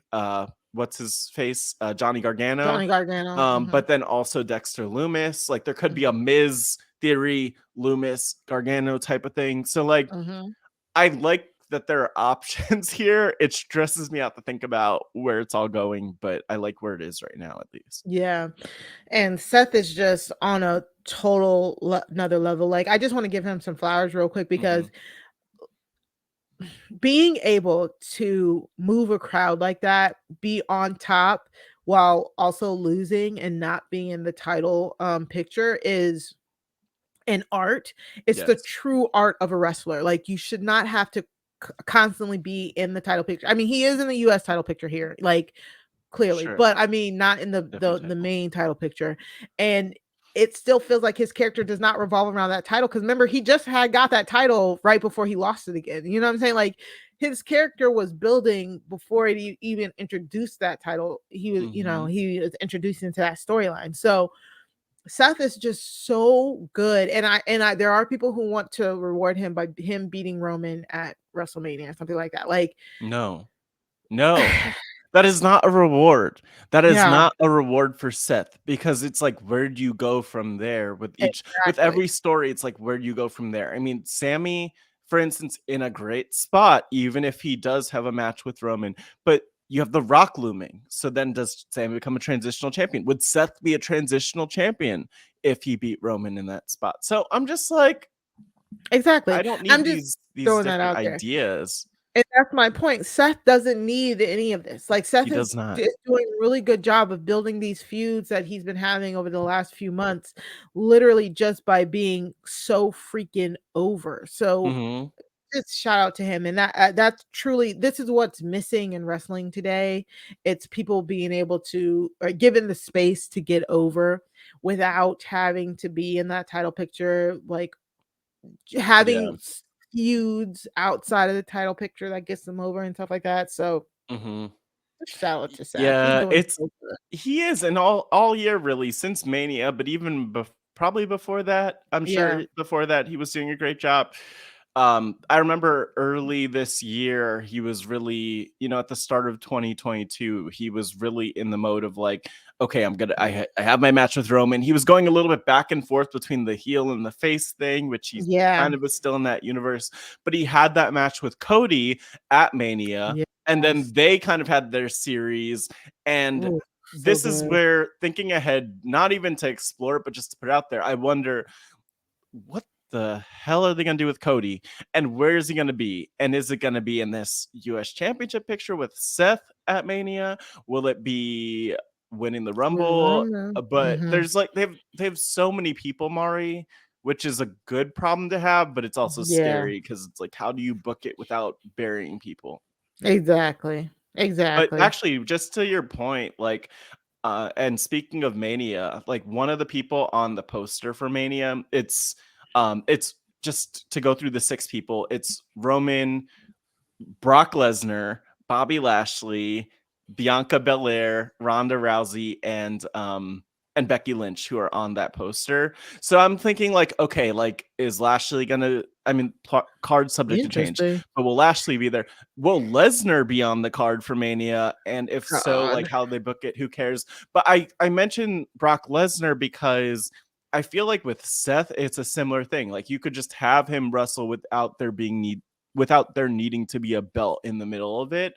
And that's a compliment to a wrestler as opposed to saying that they need the championship to get over. So Right. Exactly. Oh, yeah, definitely. Big compliment. Also Dexter Lumis and the Miz storyline. I think that's a wrap in a sense, yeah, because Dexter and Miz had an anything goes match to headline Raw. If Dexter won, he would officially sign his contract and be back as a WWE superstar. He did indeed win. He signed the contract. The crowd loved it. He popped. He also stole the money that Miz tried to pay him off with. Not stole. He took his yes, rightful money that Miz tried to pay him off with. He he Peter started giving. Panned it. He Peter Panned Yeah. it. Yes, took from the rich, gave to the poor. Well, Peter Pan? Robin Hood? oh yeah, Robin Hood. I was like, huh? Yeah, no, that too, yes. Yeah. There's probably a Peter Pan overlap in there too. He Robin Hooded it. He was Gave to giving the those poor money people, to the yes. little kids. It was all little kids, like $100 bills. Do you think the kids were like actors, like plants in the Nah, I think crowd? it was really just You think they kids. were real kids? Yeah, I think it was real You kids. never know. I think they just like somebody said like bring some kids to the front, you know? By the way, though, And what a flex, like just to have a bag of money and give it out to people. I've never done yeah. that. And then he like Miz hit like as Dexter was giving at the top of the ramp a kid $100. Miz hits him, tries to take the money in the bag back, and then he steals the $100 from the kid. It was such a Grinch move. It was so funny. It was like he slowly was like yoink. Rude. It's the Christmas season. It's the Hanukkah Oh season, my the God, it Christmas was season, so the funny. Kwanzaa season. Like people need to get their gifts. How dare Yes. you, Miz? That is really Grinchly. It was so funny. And then Johnny Gargano hits him with a super kick, gives the money back to Dexter, gives the 100 back to the kid. Johnny and Dexter both back together in a sense. Like we don't know if it's gonna like if they're gonna be teaming together or whatever, but like it was so funny. Is Ciampa injured? Is that why he's Yes. out? Yeah. Okay, so depending on how if Ciampa's injury is Oh my God, Mari, a I whole like how other long that might thing. be. Yeah, but I maybe hadn't even we thought of get that. Dexter. Maybe we get Dexter and Johnny versus Wait, Miz what and the Ciampa hell? Yeah. Yeah. Like until next year. this is so strange, Mari, because Mhm. I didn't even like consciously process that the Miz and Ciampa have been a thing, and Mhm. then Gargano just happens to be opposite.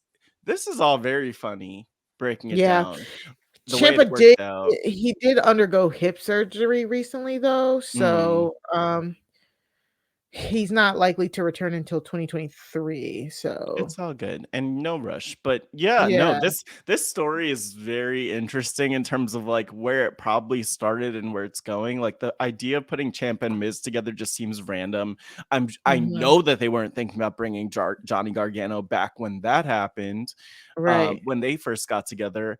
And then Loomis opposite of Miz also seemed like an idea that was pre Gargano plans. That was still the Vince era. So I don't know. That's so funny. That it would be very interesting slash funny to see like the Miz and Champa versus Loomis and Gargano. Like very Mhm. random, but also I would be into that. Yeah. Ugh, unfortunately, I just You Googled don't think? like Uh-oh. Hip injuries? Yeah, hip injuries. If it's the major one, it could take up to 6 to 9 months to anywhere between 4 to 9 months, 9 months to be back at 100%. Yeah. If it yeah. That's tragic. Could be a few months at least. I mean, at least he's not old though. Old people, when an old person breaks a hip, that's a problem. But I think the champ will come back from this. I think he'll be okay. And what happened to his hip? Broken? It was like it's a labral, like it's kind of like it was a muscle injury. Yeah. Yeah. It's okay. And you know what? Like we'll get there. Like that's the beautiful thing I think even about Gargano being there is that we will get Gargano and Ciampa together, especially in the Triple H world. And so definitely. But I would worry about that under a different regime that didn't hire Gargano back. So true. Yeah, exactly. I'm into it. And then finally, for WWE, we did get a really good match with Ricochet. We got the finals of the World Cup, the SmackDown World Cup series, where we got Ricochet versus Santos Escobar for the World Cup and for a later shot at the Intercontinental Championship down the road. They went out there and they put on a clinic. It was really good. Like Santos said that he was gonna it's Santos Escobar, right? I always because he has 2 last names, so it's always like I'm always like, what do you want to call him, Escobar? No, he has 2 last names, so I'm always, is it Escobar Santos or Santos Escobar? Anyways, oh, I see. Okay, yeah. But so he said he was gonna show them like the art of lucha and all that before he went out there. Lucha. Yeah, and then if any of our listeners are privy to it, but like Ricochet was in Lucha Underground as Prince Puma, so he is he is also well versed in lucha style. So they were just going at it. It was very high flying. It was so fun. It was like all over the place. It was like very emotional. The crowd was into it, and Ricochet ends up winning. And I mean, there really were some good pops in that crowd. Like, I mean, I think they might have piped some stuff in, but there was also really good pops too. And shout out to Samantha Irvin. She got to announce his win and all of that. That was a lot of fun. So it was just a fun match. Glad that Ricochet won. Gunther came out immediately and kind of stared him down a little bit. So we're gonna get Gunther versus Ricochet again, because if we remember, Ricochet lost the belt to Gunther, so it's kind of like a good roundabout way to get back to where we were.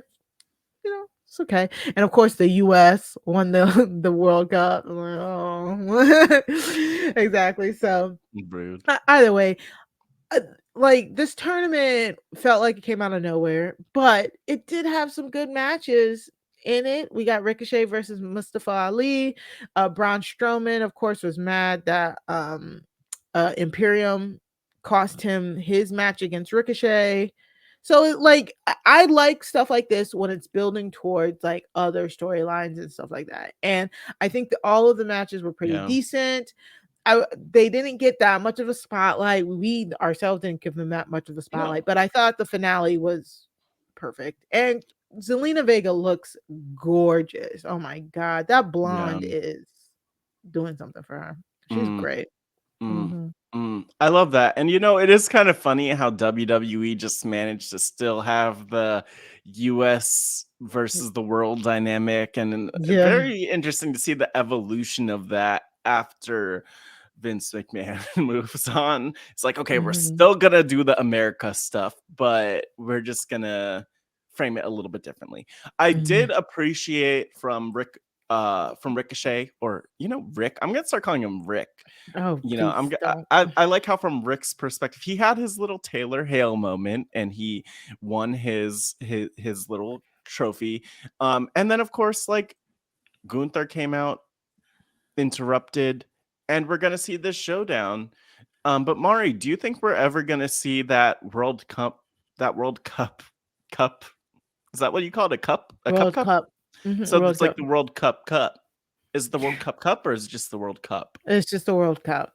Okay. Well, do you think we'll ever see that again? Because it looks kind of heavy. I mean, that's the one that they did for the Saudi event a few years ago. It was the Saudi Cup. I thought it It's was the even same thing. bigger. I don't know. You know what? It could have been bigger. I think they just took it off that pedestal. Like it was, Maybe that was it. it was like at the top, and they just took it off. Yeah, you know what I'm talking about. Like they Yeah. had like and in the Saudi shows, they also have had like some stuff where it's been like, okay, we're gonna give you like a trophy that's the size of a human that you can't possibly carry around. Exactly. But, And like then there was the best we'll in the carry world. it to you. Yeah. So it's a lot. Mhm. But I'm glad that Ricochet had his moment. Yeah. That's funny. Okay. Let's see. That's it for WWE. But let's just jump on over to AEW for We do what we want. a quick second here. Mhm. We gotta talk about Jade and Bow Wow, the Jade and Bow Wow storyline, which has just been so funny. I think we touched on it a little bit a few weeks ago, but you know, Bow Wow tweeting at Jade saying he wanted to take her out, and then her saying he can't afford her, and then Jade going on the Breakfast Club. I can't remember if we talked about it, but it was so funny. She went on the Breakfast Club right before the AEW Full Gear pay-per-view. And she talked about, she like dragged Bow Wow. It was hilarious. Definitely go check out that clip if you can. But basically saying like, I got a man, he should have known that, and he, he's not for me, and all this stuff. It was so funny. But like Bow Wow tweeted out something like, "Oh, I saved you tickets at my Miami show. I'll see you there." Dear Lord. And then like Jade talked about on the Breakfast Club how this is like something that's good. She wants to bring new eyes to the show, and that's how you do it. You bring it mainstream by having mainstream acts talk about you. And she showed up to Bow Wow's show, and it was a very interesting interaction, to be quite honest, because Jay was like, "How dare you?" And I got a man and stuff like that. And Bow Wow unfazed, like, "Ooh, I love my women feisty." Yeah, like it was kind of funny. Like I don't know why it's weird. Like it shouldn't work. And it's not cool, but it's also kind of cool. Like, you know what I'm saying? Like that was like, a woman is clearly telling you that she's not into you. She has a man, and he's like, but it's me, it's Bow Wow. I'm so conceited, like, it's okay. I like my women a little feisty, and I know where you're at. What is this? Well, it's like okay, so if you take it really from the humor angle of it, it is just hilarious because, like, yes, it is creepy. Yes, there's like a creepy element to this, and like if people are taking this seriously and getting that message, that's a problem. But aside from that, to like look at the lighter side of things, you have this full-grown, half-sized man in Bow Wow who is going after Jade Cargill, who's literally twice his size, could eat him for lunch, breakfast, and dinner. And yet, like, why? What is this? What is he doing? Why is he here? This should have stayed on social media, but now Jade Cargill has a stalker in terms of Bow Wow.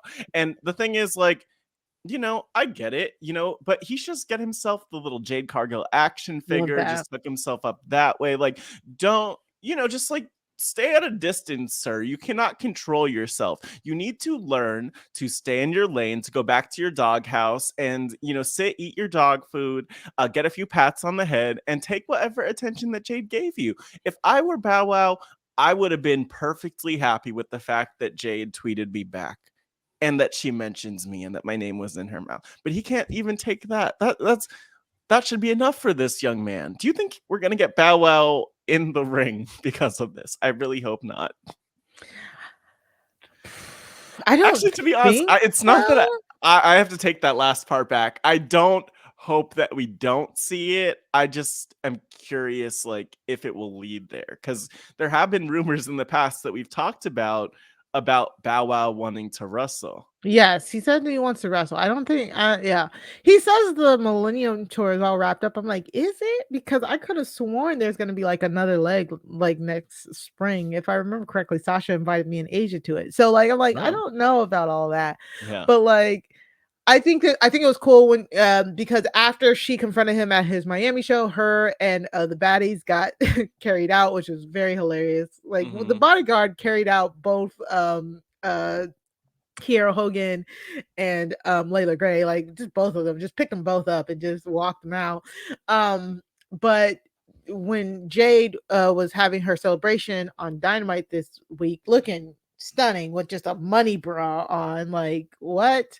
Bow Wow came over not the speak, but the Tron talking to her. So they can continue. I like that form of it because he can continue to be like on the show while not being on the show. And it's better when, like, for celebrities who might not be used to that live crowd, it's better for them to send in these tape things. So he's just kind of getting under her skin. Yeah. Bow Wow has never been in front of a crowd that size. So okay. That's what you're saying. And by the way, I'm saying. And by the way, Mari, performing than like disrespectful. speaking. No, That's don't so disrespect Bow Wow like this. I remember I've him been when in he his was crowds. I've watched him on Nickelodeon 30 years ago. I've been to several of his concerts, so I'm not. It's no shade. And yet it's you just shaded yourself. You shouldn't have even admitted that. But he was hot once. Like when I was like 15 years ago, I was in his crowds. Like I was at all the Scream tours and stuff. So are you? So Jade's doing her thing. Bow Wow's following her, but you're following him. That's a good storyline. No. Mari, are you going to show up on AEW next week? Is that why we're taking a break? That's why I said back in the day. Like that's why I said back in the day I was a Bow Wow fan. I am not a Chad Moss fan now. Like it doesn't make sense. I grew out of that. Yes, and by the way, let me point to something that Jade is amazing and hilarious in that, even in that in-ring promo. So like it was I think you said Kiera Hogan and Layla Gray earlier, but Kiera Hogan was kicked out of the group and replaced with Red Velvet again. Like they have this weird, I don't know is the problem. This like literally has happened in the last 3 weeks, and I'm like, what is going on? Holy shit. But anyway, like, yeah, now because like Jade decided to get rid of Kiera Hogan for whatever reason, and then pulled back in Red Velvet, and then was like upset with Layla Gray and Red Velvet for breathing, basically. Yeah. And so it's funny how Jade, she just asserts so much dominance, and she doesn't even need to treat people nice. She doesn't even really have to have friends.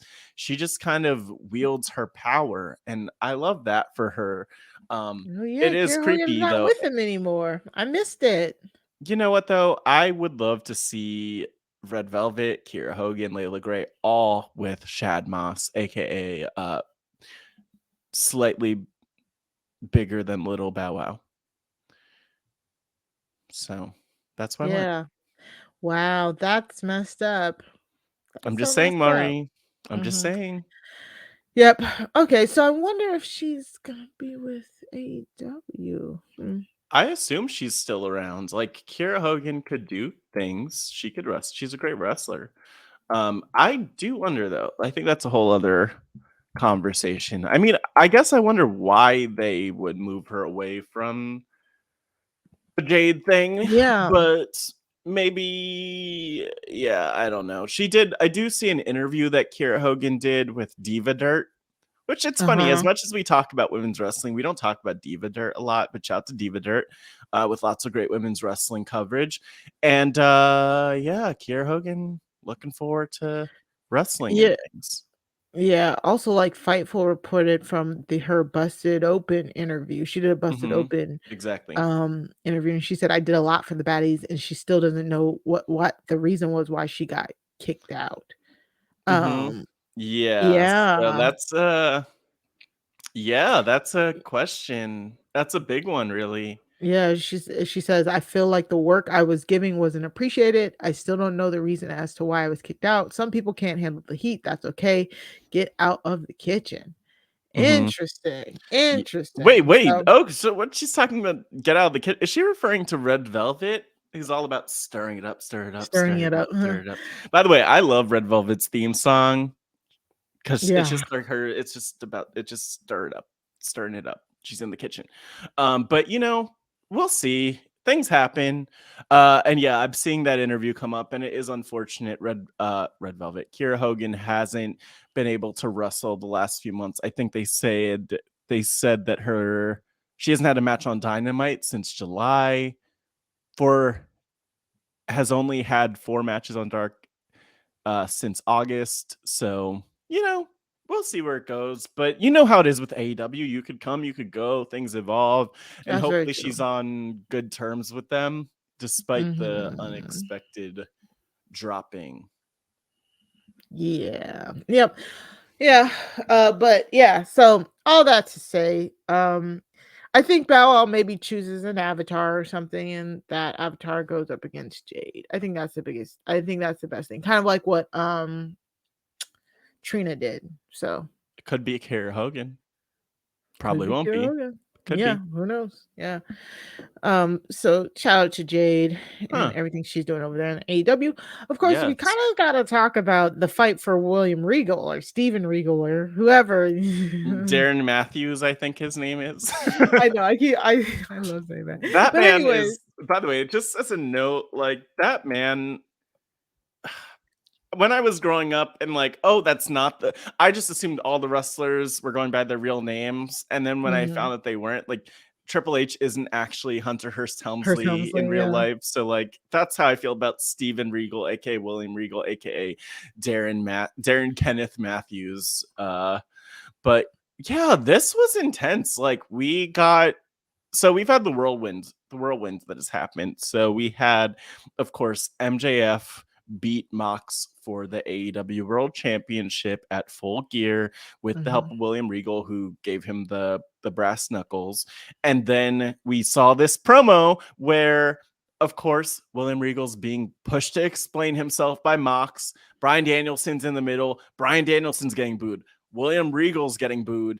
And basically, Bryan Danielson, in this first promo, before we get to like the next one with MJF, the thing I appreciate is that Danielson was like giving this heartfelt, like, William Regal taught me so much about my own father and his demons, and like the crowd was just booing and did not give a shit. Yeah, And they did so not care. yeah, like it's like the opposite of Lacey Evans in the sense that like with that, the crowd like awkwardly was like, I think we're obligated They were to cheer. chanting like bullshit, Yeah, bullshit. we're over And that. Dave, So Bryan Danielson kept having to say like, give me a minute, or whatever. yeah, Keep that going. was rough. And then so that happened. William Regal made it out of there alive. Then we saw MJF and Regal have their championship celebration.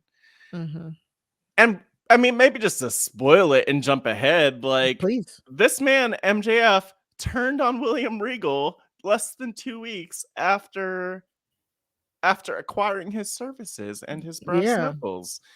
Mari, Hit him in the back of the head. how do you feel about this? It's so dangerous. Why would you do that?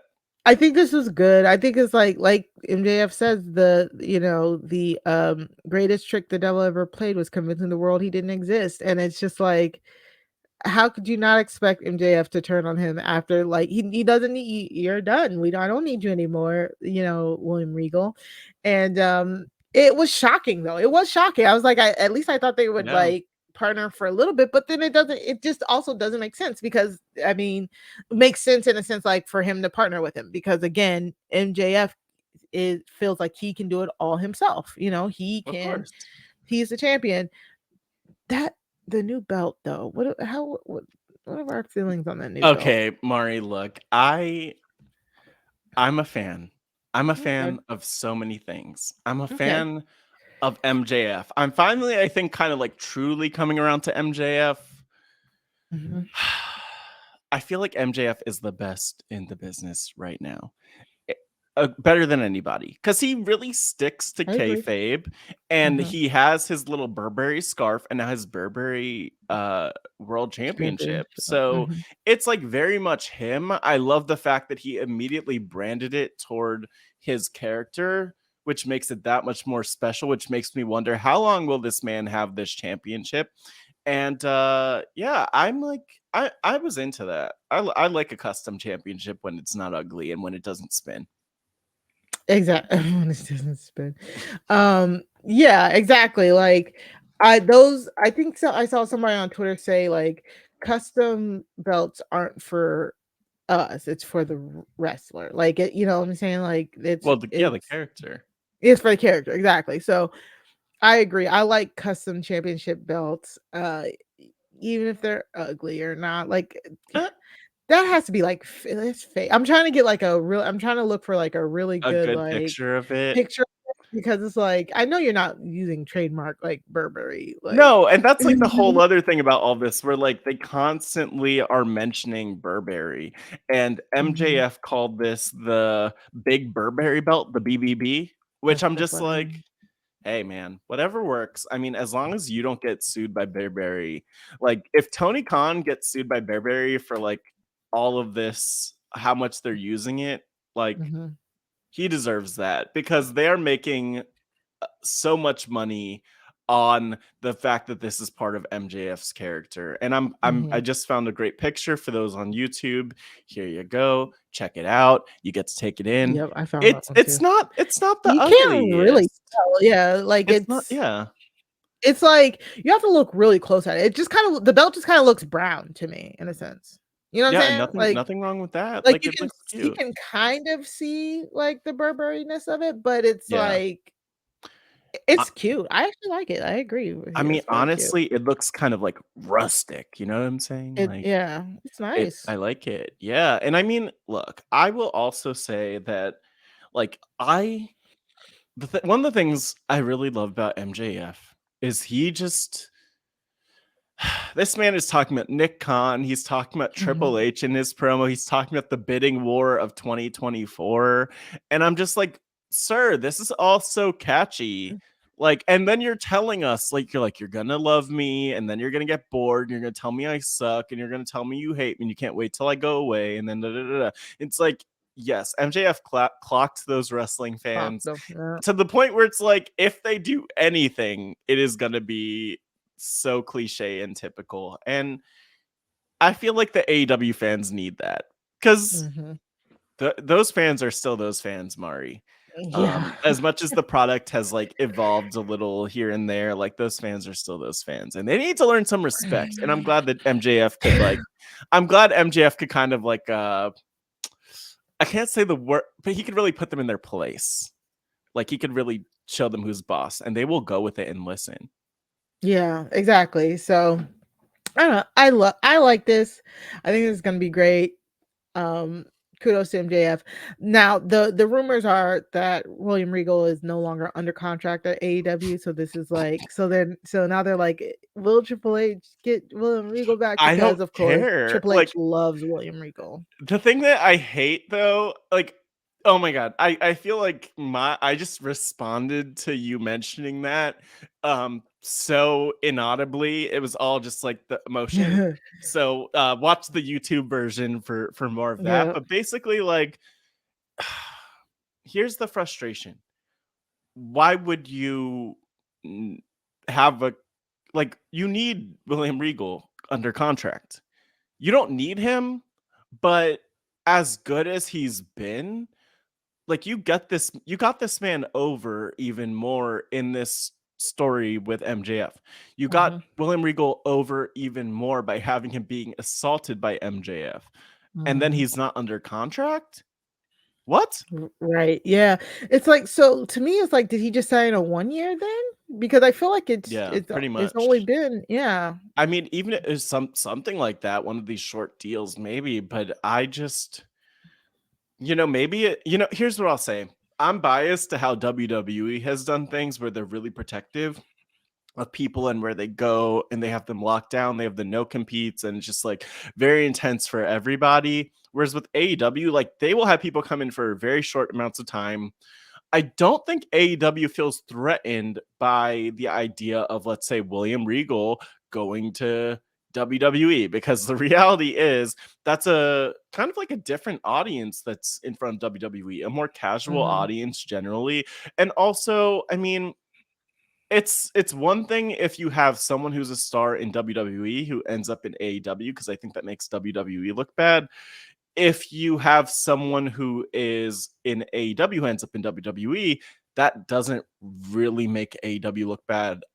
I also don't know if I see them re-signing William Regal, even though I think he and Triple H have a great relationship from what I know. So Yeah, who they have knows? a great. Who knows? I mean, William. I'm trying to think.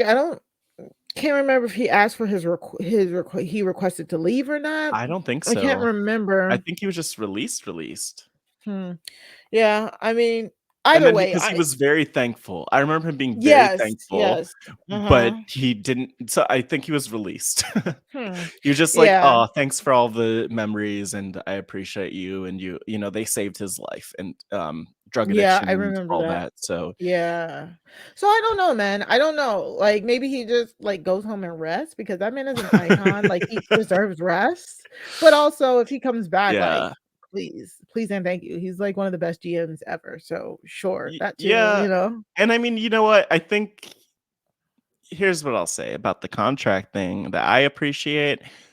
You know, maybe it just shows trust for him and the respect that he has, that they don't feel the Mhm. need to have him locked down under contract.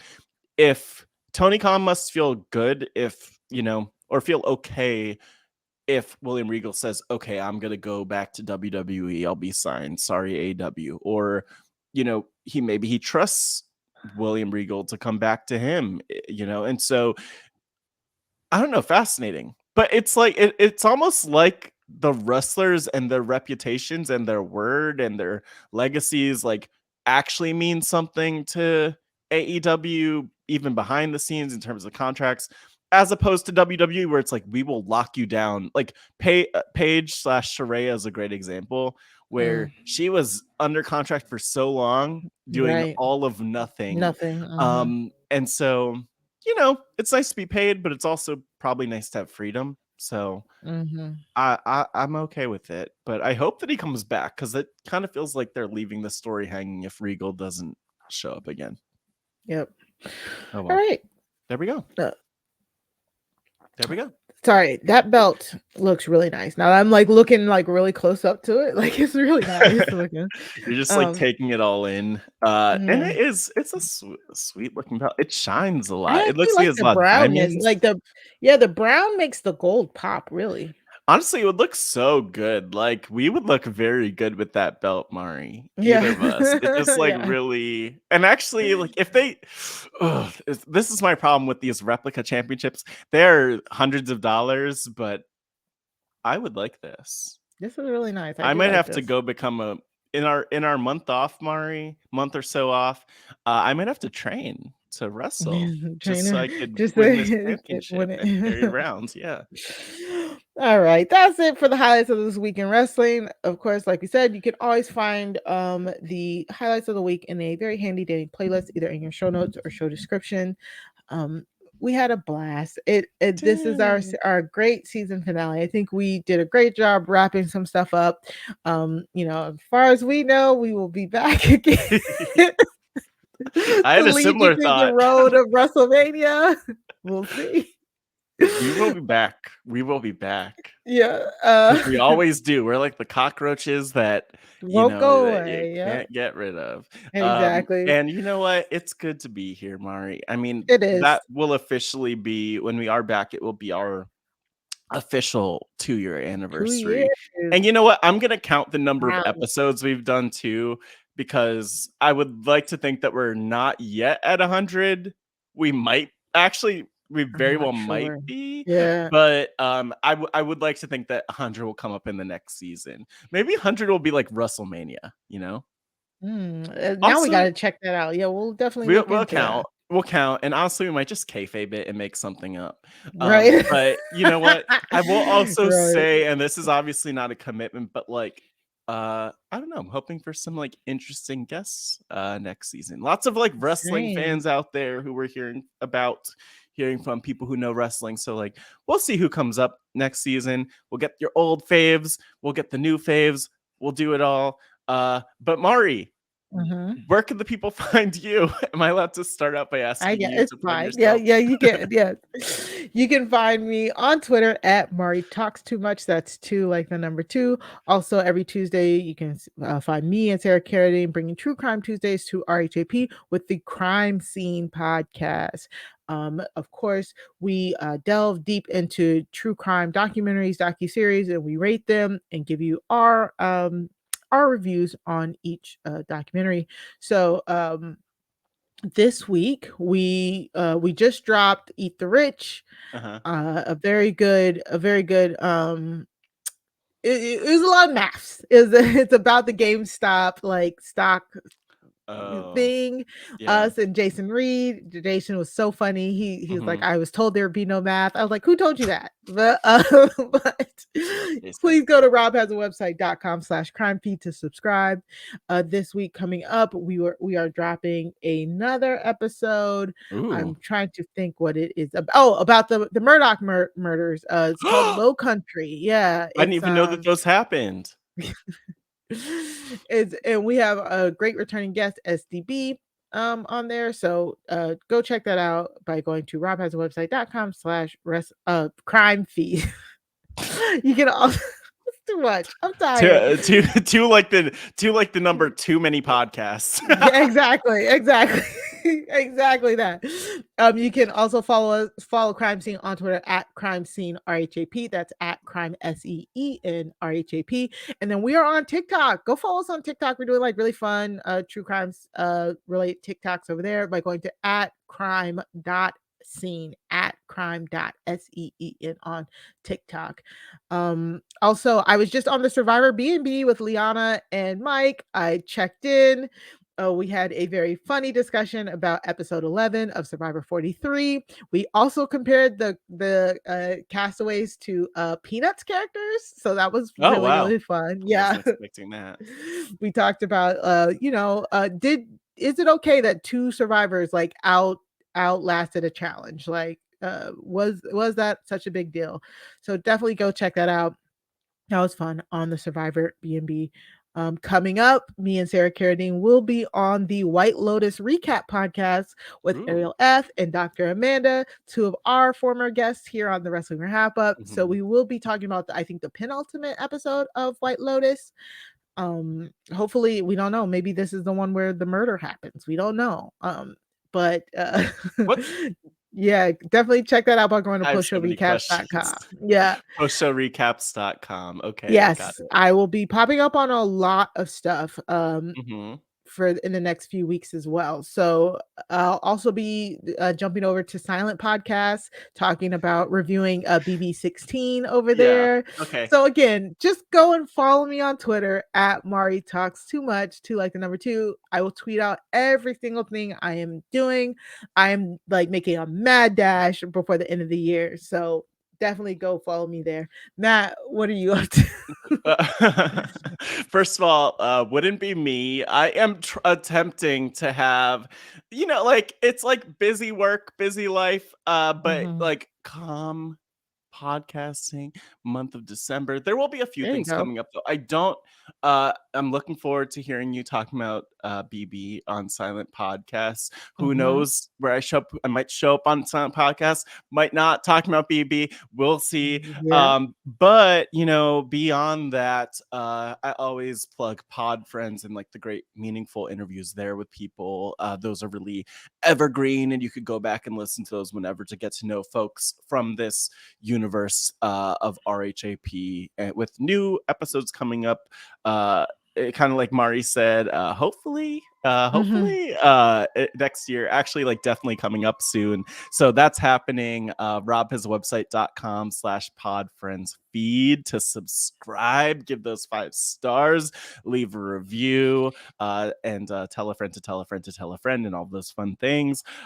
So Pod Friends, and also I will be doing some stuff on post show recaps for some year end action happening about the show Heartstopper with the one and only Grace Leader. So that's coming up in the next few weeks, and you could find out more about that or stay tuned. One, by going to postshowrecaps.com, but also following me at MattScottGW on social media.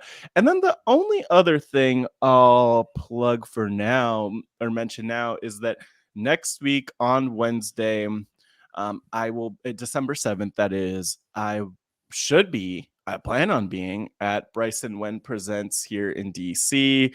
I love when the baby boys swing through, roll through, and it's always great to see Bryce and Wendell, of course, of Survivor fame, for their Survivor watch party as the season wraps up. I've heard that there are some Survivor legends, as always, who will be in attendance, maybe even people from the current season who might be in attendance. So check me out, meet me there. If you are there and you see me, please come up to me immediately when you see me and tell me, Matt, I listened to the Wrestling RHAPUp. Please do not wait until the end of the night, when I will indeed be the most intoxicated. So thank you so much. And again, Matt Scott GW for more. But Mari, what's one more thing I have to plug. Post-show recaps. I have been watching and catching up on the show Atlanta. And Mari, Chappelle, Latanya covered season 3 and 4. I finished season 3 over this last week. I also finished binge listening to Mari, Chappelle, Latanya covering it. I'm excited to really hear all of them talking about season 4. So, if you're watching Atlanta, let me know. I love Atlanta. I'm a fan. So that's it. And that's a great place to plug, because I forgot I will be on a post-show recaps doing the Atlanta season in review for 2022. Post-show recaps is doing a great job of having all of the shows that we've covered in the past year, and doing a little recap of them. So definitely go subscribe to Post Show Recap so you don't miss any of those. Oh wait, one more thing, one more plug. I have to give to the we got to give you all the plugs, because we won't be here, so you got to find us other places. This is for us though, really, because and this is something that came to mind for me. I didn't even mention this to Mari, but each year, people, RHAP tends to do like a year in review of like the best moments or things that stood out. And of course, we might, who knows, maybe it'll happen this year, maybe it won't, but we might be asked, like RHAP community might be asked for Wrestling RHAPUp clips or other moments that stand out. So if there are moments or things that you've really loved from this podcast this year, anything that stands out, anything that made you laugh, anything that was just like amazing, shoot us an email. You know where to find us, wrestling@RHAPUpwebsite.com. DM us on social media, tweet us, post in the Job as a Squadcast group. Let us know, just so we can make sure that if there's the chance that we let people know how awesome the Wrestling RHAPUp is, especially so we don't get fired in the future. Like you never know. You never know. I like to threaten people with that so that they then like feel that incentivized to. It's very true. Things. Yeah, it's very true. Like Matt said, go subscribe. RHAPUpwebsite.com/wrestling feed. And that's a perfect place to end it. Go follow us so you can keep up with us. We'll see you in the new year. For me and Matt Scott, remember, wrestling is for everybody, but not all wrestling is for everyone. Bye.